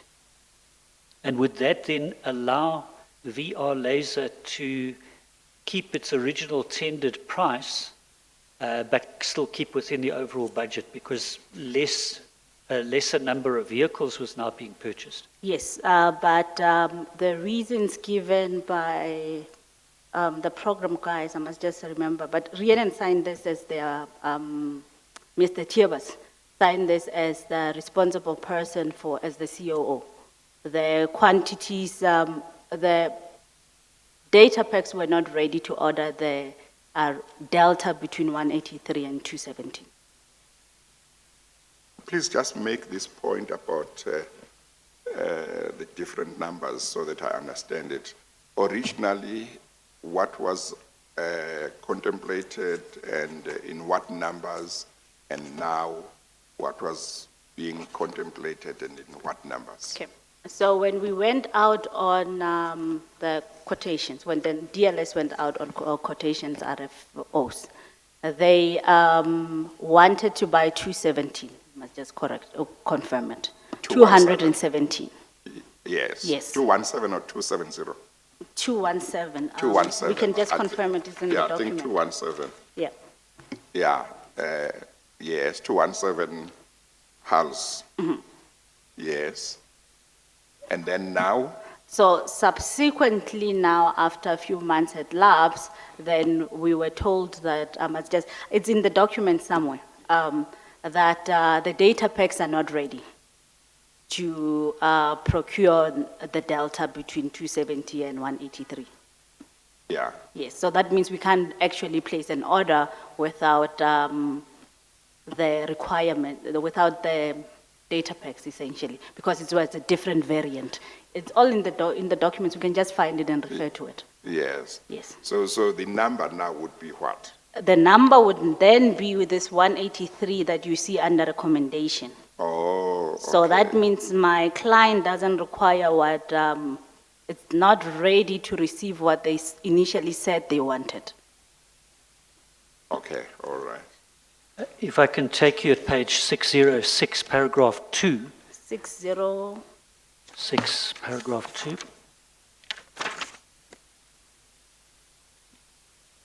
paragraph 2. You say in 20, the document says in 2013, the board of Denel authorized the signing of the production contract for the 238, including 34 new variants, new requirements by SNDF Badger Vehicle Systems with Arms Corps.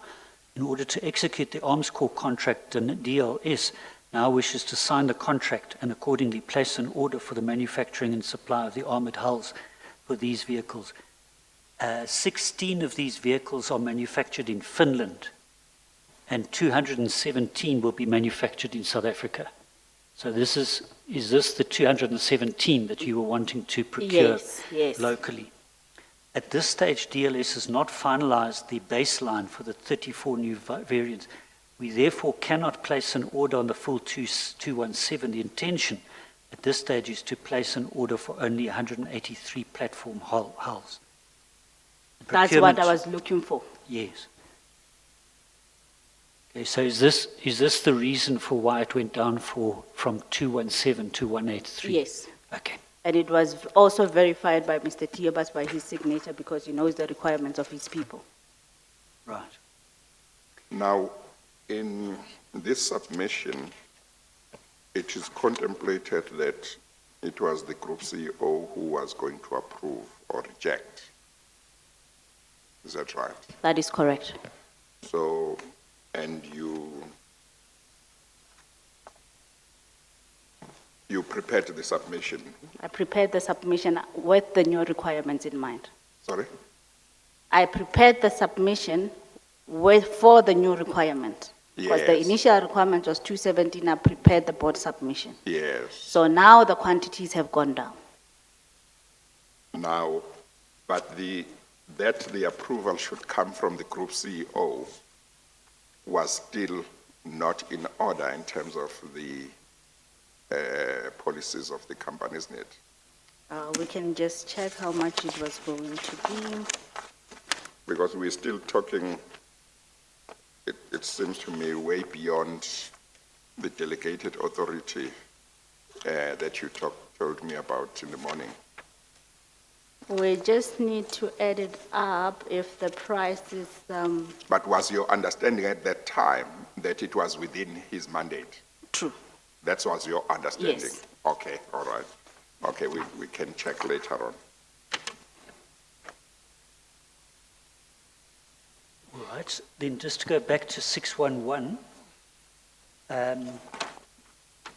we've dealt with A and B, and then C is that there should be approved that the necessary permission for Mr. Stefan Berger to sign the contract for the manufacturing and supply of the Hoofeister platform hulls for the 183 vehicles, place the associated purchase order when the condition is in A is met. That's the Group CEO's approval. Contracting LMT as a single source supplier for the vehicle rear internal fit, so that's LMT would get some business. And then after the completion of the joint task force design, that the additional 34 vehicle hulls, rear internal fit and back doors be contracted on the same principles. Yep. Yeah. Do you have a view as to whether what was being recommended here together with your recommendation was in fact compliant with the processes and procedures that regulated supply chain in Denel? What was being recommended by EXCO? By you and your colleagues in the document. In other words, was your view at that time that there was nothing wrong with processing this in this way in terms of the company's supply chain management policy? Were you aware whether it was within or outside of the policies to do it this way? In terms of the delegation of authority and the amounts, Yeah, the price was, in my view, the price was within within. And Okay. they didn't require, the board. they didn't, when I say they, I mean my client, the end user, didn't require, wasn't ready to order the additional quantities because The baselines were not ready. Okay. But your recollection is that you didn't pick up, you were not aware of anything that may have been in breach of the policies with this submission. If if we look at E&D, which is now bringing LMT, which was not part of the original submission, this was part of the EXCO recommendation. Okay.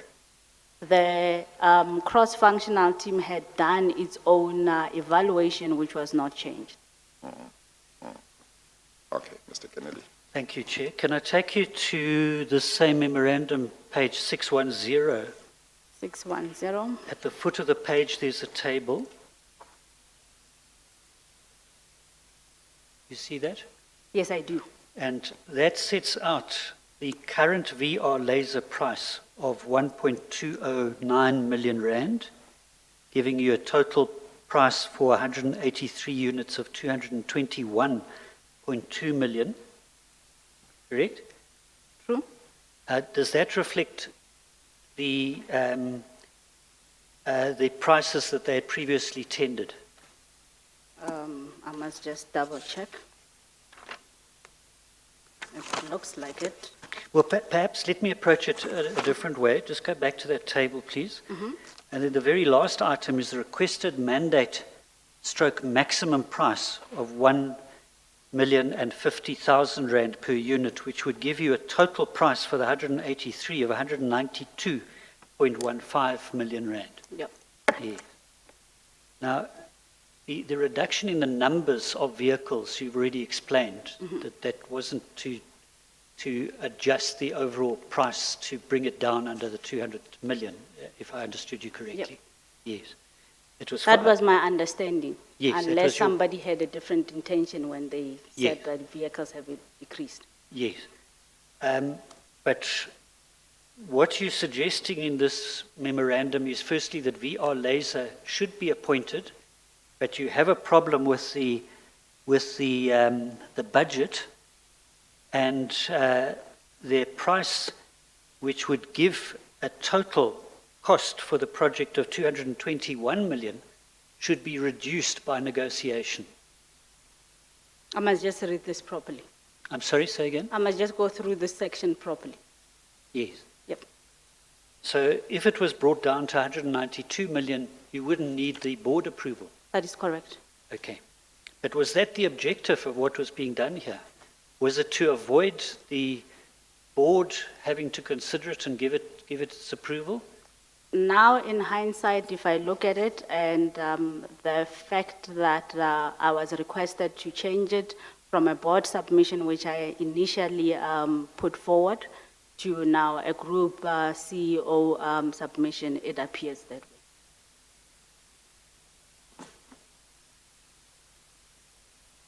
Now, was the idea that the balance of the house, now having reduced the number to 183, would be ordered at some other stage in the future, or was the idea that the whole project now would be on the basis of 183 and not 217 as originally intended? So the idea, if you go back to page 606, under background, the first paragraph, the procurement of the new variants, which is the Delta that we were talking about, variants platform house, will only be made once the baselines have been firmed up with frozen data packs.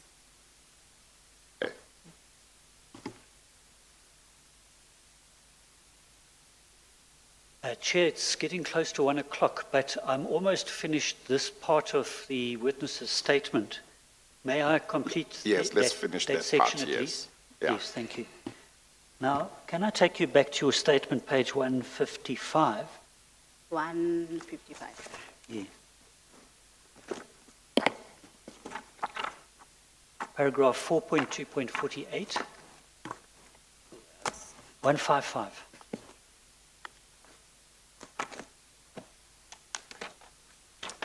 Got it? Paragraph? 4248, you refer to the fact that, as we've seen on the document Mr. Saluji signed for his approval, do you know whether it was ever submitted to the board?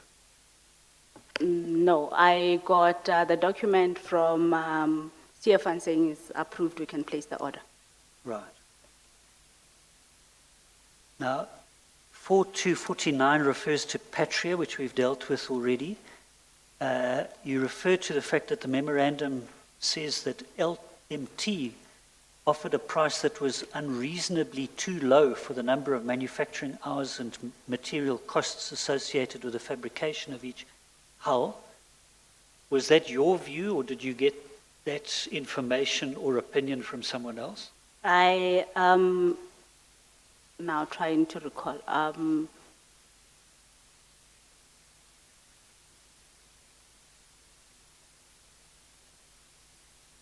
just trying to recall whether it was discussed in the committee as part of the adjudication that we were doing.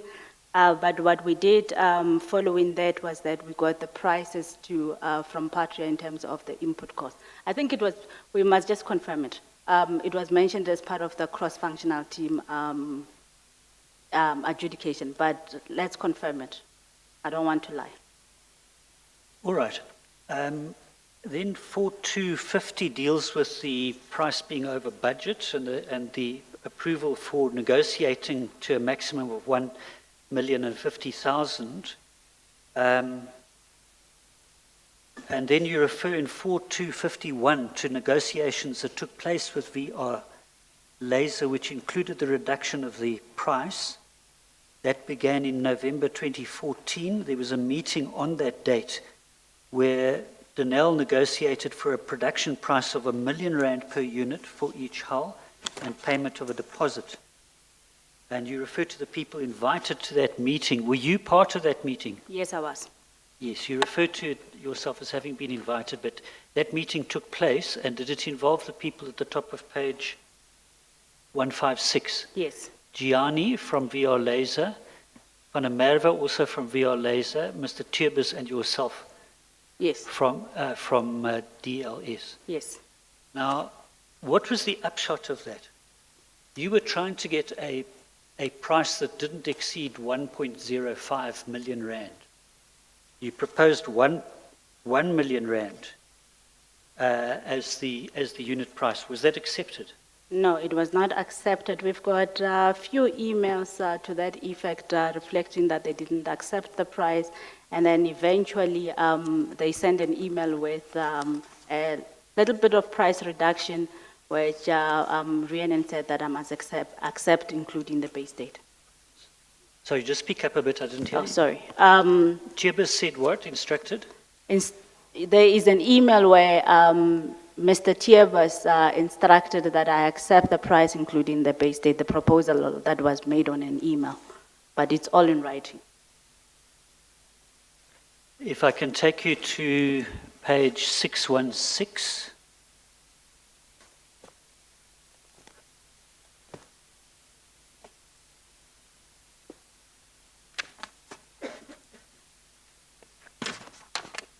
(616) or 615? Are you starting from the beginning? Oh, yeah. 616, have you got that page? Yes, I do. Right.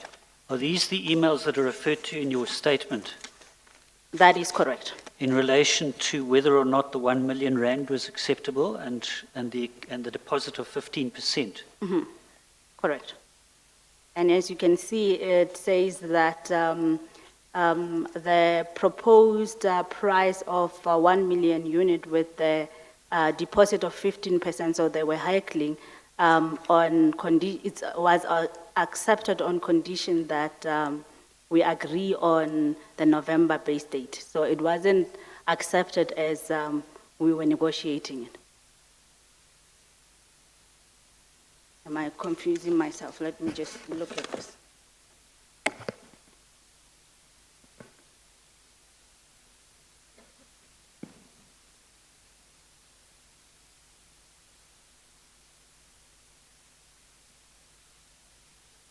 So the first discussion was on the 14th November 2014,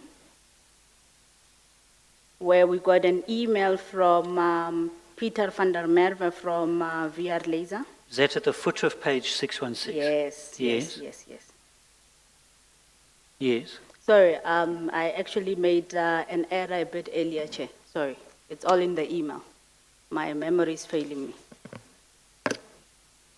Yes, so what is the correct position? So the correct position on here is that in light of the circumstances, we would request you to confirm whether we can agree on the production price of 1 million plus 15% deposit. Yes. But then he says, should you agree, we suggest a date and time be arranged. Was it in fact ultimately agreed to? It was ultimately agreed to because on the 18th November, you will see where Mr. Tieva says to me, we have tried our luck, so that means we didn't get to where we wanted to get to. My call is that we accept the base date of the June 2014 and do not argue it further. What page is that? It's page 615. 615. Yes.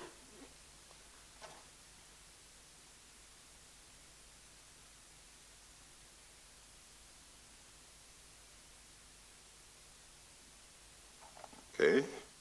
It appears from these emails that what was agreed to was the base date.